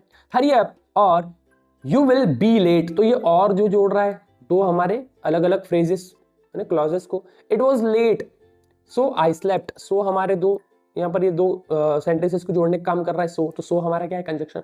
तो इस तरीके से अब यहाँ पर एक सिंपल सी टिप भी लिखी हुई है, आप देख सकते हैं क्या लिखा है, एंड, बट और सबसे ज्यादा यूज होने वाले कोऑर्डिनेट कंजक्शन होते हैं। तो कोऑर्डिनेट कंजक्शंस में जो एंड, बट और है ये इंग्लिश में सबसे ज्यादा यूज होता है। तो कोऑर्डिनेट कंजक्शन में कौन कौन होगी भी आप एग्जांपल देख सकते हैं, एंड है, बट है, और है, सो है, येट है, फोर है ना। तो ये ध्यान रखना है। तो ये कोऑर्डिनेट कंजक्शन हो गया। अगला हमारा कौन सा है टाइप, सब ऑर्डिनेट कंजक्शन। अब सब ऑर्डिनेट कंजक्शंस क्या होते हैं, जो एक मेन क्लॉज को और एक डिपेंडेंट क्लॉज से जोड़ता है। जो एक मेन क्लॉज को एक डिपेंडेंट क्लॉज से जोड़ता है। मेन क्लॉज को, जो मेन क्लॉज है उसको डिपेंडेंट क्लॉज से जोड़ता है। अब ये मेन क्लॉज, डिपेंडेंट क्लॉज, जब आप क्लॉज का टॉपिक पढ़ लेते हैं, क्लॉजेस पढ़ लेते हैं, है ना, तो आपको क्लियर हो जाता है कि मेन क्लॉज क्या होता है ना, डिपेंडेंट क्लॉज क्या होता है, इंडिपेंडेंट क्लॉज क्या होता है, मेन क्लॉज क्या होता है ना, प्रिंसिपल क्लॉज ही कहते हैं जिसे मेन क्लॉज को। तो ये आपको समझ में आ जाएगा जब आप उसको समझ लेंगे। अभी आप सब होता क्या कंजक्शन टाइप्स क्या होता है उसको समझ रहे हैं। देखो तो सब ऑर्डिनेट कंजक्शन क्या होता है, कोऑर्डिनेट हमने समझे। सब ऑर्डिनेट क्या करता है, मेन क्लॉज को डिपेंडेंट क्लॉज से जोड़ता है। अब देखो जैसे बिकॉज हो गया, इफ हो गया, व्हेन हो गया, व्हाइल हो गया, ऑल्दो हो गया, बिफोर, आफ्टर, सिंस, ये सब हमारे सब ऑर्डिनेट कंजक्शन है। एग्जाम्पल से थोड़ा समझ में आपको आएगा। I stayed at home because it was raining, ये हमने समझा, तो ये बिकॉज जोड़ने का काम कर रहा है दो sentence. If you work hard you will succeed. If you, तब ये इफ जो है हमारा यहाँ पर सब ऑर्डिनेट कंजक्शन है। He was sleeping when I called him, ये व्हेन जो है ये हमारा सब ऑर्डिनेट कंजक्शन है। Although he is poor he is honest, तो यहाँ पे ऑल्दो भी क्या है हमारा सब ऑर्डिनेट कंजक्शन है। तो ये सिंपल सा हमारा इस टाइप में एक सेंटेंस दूसरे पर डिपेंड करता है। अब यहाँ पर यदि थोड़ा सा मैं आपको बताऊं, है ना, थोड़ा वीडियो लंबा हो जाए क्योंकि हम कंजक्शंस पढ़ रहे हैं तो हम जाएंगे नहीं। डिपेंडेंट क्लॉज का मतलब कि जैसे यहाँ पर आप एग्जाम्पल देख सकते हैं, आई स्टेड एट होम, मैं घर पर रुका। तो आई स्टेड एट होम ये पूरा सेंटेंस नहीं हुआ। जैसे मैंने कहा कि मैं घर पर रुका, तो इसके आगे कुछ ना कुछ होगा ना, ये कंप्लीट सेंटेंस नहीं है। आई स्टेड एट होम ये कंप्लीट सेंटेंस नहीं है, ये हमारा मेन क्लॉज हो गया। अब इट वॉज रेनिंग ये डिपेंडेंट क्लॉज, मतलब इसके ऊपर डिपेंड कर रहा है ना। जब तक मैं उसके बाद का नहीं बताऊंगा, भाई मैं क्यों रुका, मैं बोल रहा कि मैं घर पर रुका, तो क्यों उसके बाद कुछ ना कुछ आएगा ना, तो वो डिपेंडेंट क्लॉज। तो मतलब इस तरीके से ऐसा कोई सेंटेंस जिसके बाद एक सेंटेंस आएगा ही आएगा, क्योंकि वो डिपेंड करता है उस चीज के ऊपर, क्योंकि आपने अधूरी बात कही है ना। मैं घर पर रुका, ये अधूरी बात है, पूरी क्यों करी, क्यों रुका भाई, क्योंकि बारिश हो रही थी। तो उस बारिश हो रही थी सेंटेंस पर ही तो डिपेंड कर रहा था पूरा मामला। ये है कि भैया एक सेंटेंस दूसरे सेंटेंस पे डिपेंड करता है, तो यही होता है डिपेंडेंट क्लॉज, है ना। ये डिपेंडेंट सेंटेंस भी आप बोल सकते हैं, ज्यादा दिक्कत नहीं लेना, आएगा जब हम वो टॉपिक पढ़ेंगे तो आ जाएगा। यदि आपने नहीं पढ़ा तो एक बार वीडियोस देख लो, उसके भी आ जाएगा, ठीक है। अगला हमारा थर्ड वन है कोरिलेटिव कंजक्शंस। ये बड़े इंपॉर्टेंट है, ये एग्जाम्स में भी आते हैं, और हमारी जब इंग्लिश को हम बोलते हैं तो ये बहुत अच्छी उसको करते हैं, स्मूथ बनाते हैं हमारी इंग्लिश को, हमारे सेंटेंसेस को। देखो क्या है कोरिलेटिव कंजक्शंस क्या होते हैं, ये कंजक्शंस क्या होते हैं, हमें जब पैर में मिलेंगे, पैर मतलब कि जोड़े में रहते हैं। देखो कैसे होते हैं, देखो आप देख सकते हैं एग्जाम्पल, ईदर और, neither nor, both and, not only but also, ये सब हमारे कोरिलेटिव कंजक्शंस होते हैं, है ना। एग्जाम्पल, ईदर यू स्टडी और यू फेल, है ना। ईदर यू स्टडी और यू फेल, या तो तुम पढ़ाई कर लो, नहीं तो तुम क्या हो जाओगे भैया, फेल हो जाओगे। Either Ram nor Shyam was present, ना तो राम, भाई यहाँ तो ईदर और का मतलब होता है कि या तो ये दो में से हम चुनने की बात करते हैं। और नीदर नॉर का मतलब होता है, नीदर नॉर मतलब ना तो ना ये ना वो, है ना। इसके भी वीडियोस हमारे चैनल पर आपको एक्शन अकेडमी पर मिल जाएंगे, आप देख सकते हैं। तो neither Ram nor Shyam was present, ना तो भाई राम प्रेजेंट था ना तो श्याम प्रेजेंट था, तो इस तरीके से ये, तो ये ईदर और। बोथ, यहाँ पर देखो, both he and his brother are teachers, भाई बोथ दोनों ही, उसका भाई और वो दोनों ही क्या है, टीचर्स है। तो ये बोथ और एंड से हमने जोड़ा है, correlative conjunction. Not only she सैंग but also dance, ना मतलब वो सिर्फ नाची ही नहीं बल्कि क्या करा, उसने गाना भी गाया। तो ये नॉट ओनली बट ऑल्सो, ये इससे हमने कोरिलेटिव कंजक्शन से जोड़ा, तो ये होते हैं कोरिलेटिव कंजक्शंस, है ना। हमने एग्जांपल देखे। अब कुछ कॉमन मिस्टेक्स जो है जो स्टूडेंट्स करते हैं, देखो, because he was ill so he didn't come, he didn't come because he was ill. अब क्यों यहाँ पर ऐसा है कि बिकॉज का यूज कभी भी स्टार्ट में आप नहीं कर सकते, ये रूल है, ये सेंटेंस के बीच में यूज होता है, दो सेंटेंसेस के बीच में यूज होता है। दूसरी चीज कि बिकॉज ही वॉज इल बोल दिया आपने, क्योंकि वह बीमार है इसीलिए ही डिडंट कम। तो यहाँ दो कंजक्शन लगा रहे हैं हम, दो कंजक्शन लगाने की हमको जरूरत नहीं, एक ही में काम हो रहा है। क्या, ही डिडंट कम या he did not come because he was ill, ये हमारा एक बोल सकते हैं कॉमन मिस्टेक है जो करते हैं लोग। Although he is poor but he is honest, यहाँ पर भी वही समस्या है, जब आप ऑल्दो लगा रहे हैं तो आपको बट लगाने की जरूरत नहीं है। बट और ऑल्दो दोनों एक साथ लगाने की जरूरत नहीं है, दोनों का मीनिंग सेम ही होता है। हालांकि ऑल्दो का मतलब क्या होता है, हालांकि ही is poor he is honest, हालांकि वो गरीब है पर फिर भी क्या भी है, ईमानदार है। तो यहाँ पर दो कंजक्शन लगाने की जरूरत नहीं। करेक्ट क्या होगा, although he is poor but, या sorry, although he is poor he is honest, या तो फिर आप ऐसा बोलो कि he is poor but he is honest, या but he is honest but he is poor. मतलब यहाँ पर आप दोनों के बीच में या तो यहाँ पर बट लगा लो सिर्फ, फिर ऑल्दो मत लगाना, दो में से एक चीज कर सकते हैं, ठीक है। तो ये फंडा है। आगे चलते हैं, आगे चलो। अगला हमारा लास्ट वन देखो, either you work hard and fail, either you work hard और फेल, यहाँ पर हम क्या कर देते, गलती से एंड लगा देते, बल्कि ईदर के साथ क्या लगता है, हमेशा ईदर के साथ और लगता है। ये गलती भी होती है, कई बार बच्चे करते हैं। तो आप ईदर और नीदर नॉर जब पढ़ लेते तो आपको कंफ्यूजन क्लियर हो जाता है कि ईदर के साथ हम एंड लगा ही नहीं सकते, ईदर के साथ पैर में कोरिलेटिव कंजक्शन होता है, ईदर के साथ हमेशा क्या आएगा, और आएगा। तो ये फंडा सिंपल सा है, क्लियर, ठीक है। अब यहाँ पर आप लोगों के लिए भैया इन द लास्ट मैंने डाला है प्रैक्टिस क्वेश्चंस, जो मैंने आपसे इस वीडियो की शुरुआत में कहा था। ये कुछ 5 सेंटेंसेस आप देख सकते हैं, फिल इन द ब्लैंक्स है। इसके अंदर आपको जो भी है ना जितने भी कंजक्शन हमने 3 टाइप्स के पढ़े, उनमें से आप कौन सा कंजक्शन इसमें आंसर सही आएगा वो आपको लगाना है। ठीक है, तो ये आपकी प्रैक्टिस के लिए है। आप इसको स्क्रीनशॉट ले ले, वीडियो को पॉज कर ले, जैसा भी आपको कंफर्टेबल लगता है आप करके कमेंट बॉक्स में डाल सकते हैं ये सारे आंसर। तो देखो आ जाओ स्क्रीन पर, आप देख सकते हैं कि व्हाट इज एन इंटरजेक्शन। तो इसको इंट्राजेक्शन इंटरजेक्शन जो बोलना चाहे आप, दोनों सही है। इंटरजेक्शन, तो ये इंटरजेक्शंस क्या होते हैं, उसकी डेफिनेशन क्या है उसको समझ लेते हैं पहले। देखो, an interjection is a word that expresses sudden feeling और इमोशन। अब यहां पर इंटरेस्टिंग चीज क्या है कि ये आपका इमोशन और फीलिंग को बताने वाले वर्ड्स होते हैं। देखो क्या, इंटरजेक्शन वो वर्ड होते हैं जो अचानक होने वाली फीलिंग या इमोशन को दिखाता है। जो अचानक से जो फीलिंग आपके मुंह से निकलती है वर्ड्स के जरिए, देखो फीलिंग्स जो है, इमोशंस जो है, वो वर्ड्स के जरिए जब आपके मुंह से निकलेंगे, उन वर्ड्स को ही हम इंटरजेक्शंस कहते हैं। सिंपल, ये फंडा है। ये इतना इजी टॉपिक है और बहुत जल्दी खत्म हो जाएगा। देखो आप सिर्फ देखते जाएं, समझते जाएं। देखो पहला फीलिंग, कौन कौन सी फीलिंग भी है। देखो खुशी की फीलिंग हो गया, दुख हो गया, गुस्सा हो गया, सरप्राइज हो गया, कोई दर्द हो गया, पेन हो गया। ये सारी फीलिंग्स को जब हम एक्सप्रेस करते हैं, उन वर्ड्स को ही हम इंटरजेक्शंस कहते हैं। अब क्या होते हैं वन बाय वन समझते हैं। अब देखो एग्जाम्पल में देखो तो आसानी से समझ में आएगा। देखो यहाँ पर लिखा है, देखो इंटरजेक्शन में हमेशा देखा है विस्मयादि बोधक चिन्ह, एक्सक्लेमेशन मार्क का यूज करते हैं। एक्सक्लेमेशन मार्क आपको दिख रहा होगा, देखो ये रहा, ये दिख रहा, ये रहा, मतलब ये डंडा और नीचे बिंदु, ये जो है एक्सक्लेमेशन मार्क होता है ना, तो वो हमेशा लगाना पड़ता है। अब देखो यहाँ पर देख सकते हैं अब एग्जाम्पल में कि wow what a beautiful place. अब देखो यदि आपने कोई अच्छी जगह को देखा, सुंदर जगह है और आपने कभी जीवन में नहीं देखा, तो आप बोलेंगे वाओ। तो वो वाओ जो वर्ड है वो एक आपके जो फीलिंग्स हैं वो उस वाव वर्ड से बाहर हुए, आपने एक्सप्रेस किया, तो वाव को हम बोल रहे हैं इंटरजेक्शन, है ना। तो देखो what a beautiful place, wow what a beautiful place. अब जितने भी इंटरजेक्शंस होते हैं उन वर्ड्स के आगे आपको एक्सक्लेमेशन मार्क लगाना पड़ता है, जिसको विस्मयादि बोधक चिन्ह भी हम हिंदी में कहते हैं। ओह आई फॉरगॉट माय बैग, ओह अरे बोले ओह आई फॉरगॉट माय बैग, अरे मैं मेरा बैग भूल गया। Alas he failed the exam. Alas जो है, ये अलास का यूज हम दुख प्रकट करने के लिए हम यूज करते हैं। तो ये कुछ मतलब एग्जाम्पल्स के थ्रू आपने समझा।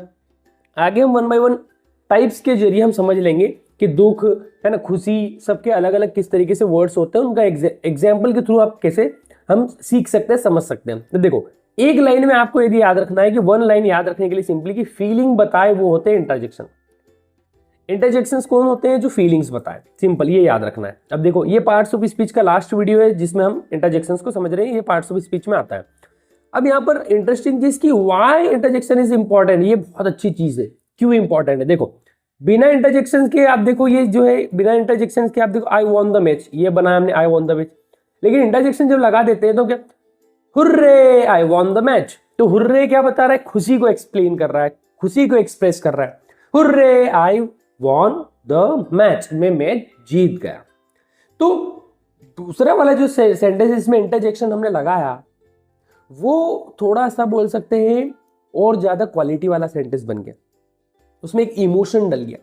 तो जब भी सेंटेंसेस में आप इमोशंस डालेंगे तो वो बोल सकते हैं कि बहुत ही स्मूथलेस बनेंगे, बहुत अच्छे सुनाई देंगे। तो इसी के लिए तो ये टॉपिक है ना। तो सिंपल ये है कि क्यों इंपॉर्टेंट है, तो भैया उससे हमारा सेंटेंस क्या है, बहुत बोल सकता है फीलिंग फुल हो जाता है, फीलिंग उसके अंदर जुड़ जाती है। अब इसके टाइप्स देखो, है ना, बेसिक टाइप्स जो है हमारे वो क्या होते हैं, देखो है ना, बेसिक्स टाइप से ये कि जनरली इंटरजेक्शन को फीलिंग के हिसाब से समझा जाता है।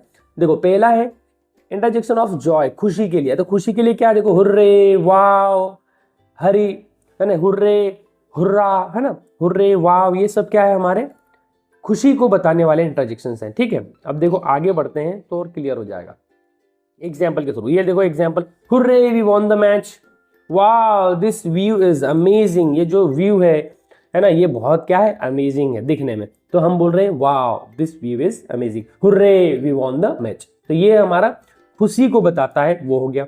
आगे बढ़ते हैं, इंटरजेक्शन ऑफ सॉरो। सॉरो मतलब क्या है, दुख, दुख को बताने वाले, दुख को बताने वाले जो हमारे इंटरजेक्शन है वो क्या है, अलास। ओह जैसे alas he lost his job, alas he lost his job, अरे भैया उसने क्या, उसकी क्या कर दिया उसने, अपनी उसकी जॉब जो है वो छोड़ दी। हिंदी में भी होते हैं, अरे बाप रे, अरे यार, ये क्या है, अबे, ये वर्ड्स हम बोलते हैं ना, ये क्या करते हैं, इमोशंस को एक्सप्रेस करते हैं। तो हिंदी में भी होते हैं, वैसे इंग्लिश में भी है ना। ओ तेरी की, अरे बाप रे, अरे वो तो गया, ये इस तरीके के अरे, यानी ये वर्ड्स जो है ना, ये इंटरजेक्शन होते हैं हमारे इंग्लिश में इस तरीके से। तो अलास ओह, जैसे ओह आई मिस द ट्रेन, ओह अरे मैं, ओह उसकी जगह हिंदी में क्या बोलते हैं, अरे मैं ट्रेन छूट गई, तो ओह आई मिस्ड ट्रेन। ये हो गया हमारा कौन सा वाला भैया, सिंपली सॉरो, दुख बताने के लिए। अब अगला है सरप्राइज बताने के लिए। देखो ये सरप्राइज वाला, सरप्राइज बताने के लिए क्या होता है, ओह आह, जैसे क्या sentence, oh I is it really you, oh is it really you. मान लो आपने बहुत दिन बाद आपके किसी दोस्त को देखा, वो मिलने आपसे आ गया और आपको यकीन नहीं हो रहा है, आप सरप्राइज हो गए, तो आप बोल रहे oh is it really you, क्या सचमुच ये तुम हो। तो ये इसके लिए I see the problem now, I see the problem, मतलब आप मुझे प्रॉब्लम दिख रही है, सरप्राइज हो गए आप कि अब दिख रही है मुझे, तो आह का यूज कर लिया। तो ये वर्ड्स जो है वो है सरप्राइज को बताने के लिए। आई होप आपको समझ में आ रहा होगा, क्योंकि समझ में आना भी चाहिए, बहुत इजी होता है। फोर्थ नंबर पे है अप्रूवल और प्रेज करने के लिए, जैसे ब्रावो, वेल डन, किसी को अप्रूव करने के लिए, उसको प्रेज करने के लिए, उसको शाबाशी देने के लिए ये वर्ड्स का यूज करते हैं। Bravo you did great job, Bravo you did a great job.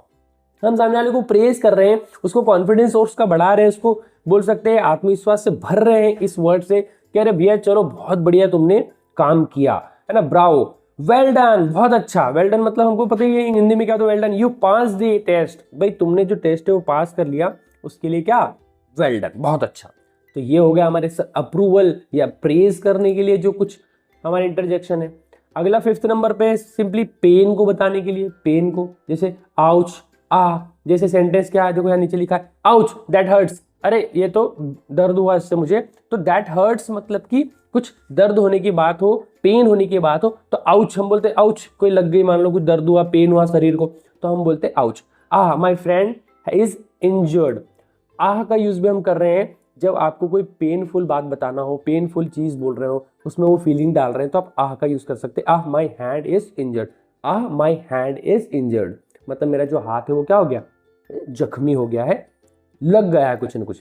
तो ये फ्रेंड्स हमारे 5 प्रकार के इंटरजेक्शंस थे जो हमने देखे। अब इन द लास्ट कुछ इंपॉर्टेंट रूल्स हैं, बहुत सिंपल से हैं। पहला देखो रूल्स क्या है कि इंटरजेक्शंस का सेंटेंस से डायरेक्ट ग्रामेटिकली रिलेशन नहीं होता, आप ध्यान रखना है। कोई भी ग्रामेटिकल रिलेशन नहीं कि आपने आह, हुर्रे, है ना, वेल डन, ये इस तरीके के वर्ड्स लगा दिए तो इससे कोई ग्रामेटिकली इसमें कोई रिलेशन नहीं होता है कि कोई ग्रामर का ये रूल है कि लगाना ही पड़ेगा। ये इमोशन को एक्सप्रेस करने के वर्ड्स है, उनको आप लगा सकते हैं, नहीं भी लगा सकते, इट डिपेंड्स ऑन यू, ये आपके ऊपर निर्भर करता है, ठीक है। दूसरा देखो, अक्सर इंटरजेक्शन के बाद एक्सक्लेमेशन मार्क होता है, हमने पहली बात कर ली, ये जो मार्क है एक्सक्लेमेशन आप देख सकते हैं, ये हमेशा लगाना जरूरी है, इसके बगैर वो कंप्लीट नहीं होता है, ये रूल है। ये सेंटेंस के स्टार्ट में भी आ सकते हैं, कोई दिक्कत नहीं, स्टार्ट में भी आ सकते हैं, कभी कभी बीच में भी आ सकते हैं, एंड में भी आ सकते हैं, कोई दिक्कत नहीं है, ये आपके ऊपर डिपेंड करता है। यू लुक ग्रेट, वाओ, आप बाद में बोल सकते हैं वाओ को, यू लुक ग्रेट और वाओ बोल दिया, या वाओ यू लुक ग्रेट सही है, ओह आई डिडंट नो दैट, है ना, आई डिडंट नो दैट, ओह, तो ओह बाद में भी लगा सकते, कोई दिक्कत नहीं, पर ज्यादातर स्टार्ट में ही लगते हैं, जितने भी, है ना, जितने भी इंटरजेक्शंस हैं वो स्टार्ट में ही लगते हैं, ठीक है। अब कुछ कॉमन मिस्टेक, बहुत सिंपल, देखो एक ही कॉमन मिस्टेक है जो आपको पहले ही मैंने बता दी, फिर भी देख लो कि wow you did great, wow you did great, तो यहाँ पे एक्सक्लेमेशन मार्क लगाना भूल जा रहे बस। तो आपको ध्यान रखना है कि जब भी आप इंटरजेक्शन का यूज करेंगे, उस फीलिंग वाले एक्सप्रेस करने वाले वर्ड्स का यूज करेंगे, उसके बाद हमेशा आपको एक्सक्लेमेशन मार्क, जो ये रहा, देखो दूसरा सही सेंटेंस क्या है हमारा, देखो ये गलत हो गया, सही क्या है, वाह और एक्सक्लेमेशन मार्क, एक पॉज आएगा, उसके बाद you did great. Alas he failed exam, ये गलत है भैया, सही क्या है, alas exclamation mark he failed the exam. तो एक्सक्लेमेशन मार्क लगाना भूलते हैं स्टूडेंट्स ज्यादातर, तो उसको हमको क्या करना है, अवॉइड करना है, ठीक है भैया, आ गया समझ में। इन द लास्ट, जैसे मैंने आपको वीडियो के स्टार्ट में कहा था, प्रैक्टिस सेशन यू हैव, देखो ओके, तो सिंपल सा देखो क्या है प्रैक्टिस सेशन में, आइडेंटिफाई द इंटरजेक्शन, ये आपको 4 दिए हैं यहाँ पर, तो चारों में जो भी इंटरजेक्शन लगे हुए हैं, तो कौन सा इंटरजेक्शन लगा है वो आपको यहाँ पर कमेंट बॉक्स में मुझे लिख के बताना है, चारों में से कि किस सेंटेंस में कौन सा इंटरजेक्शन लगा हुआ है, आप कमेंट बॉक्स में लिखकर बताओ। सो फ्रेंड्स, यदि आपको वीडियो अच्छा लगता है तो भैया लाइक कर देना है, चैनल पर नए हो तो सब्सक्राइब करना है। सो फ्रेंड्स, हम मिलेंगे नेक्स्ट इंटरेस्टिंग वीडियो के साथ, तब तक के लिए keep growing, keep learning and we can do it. Tata, bye bye.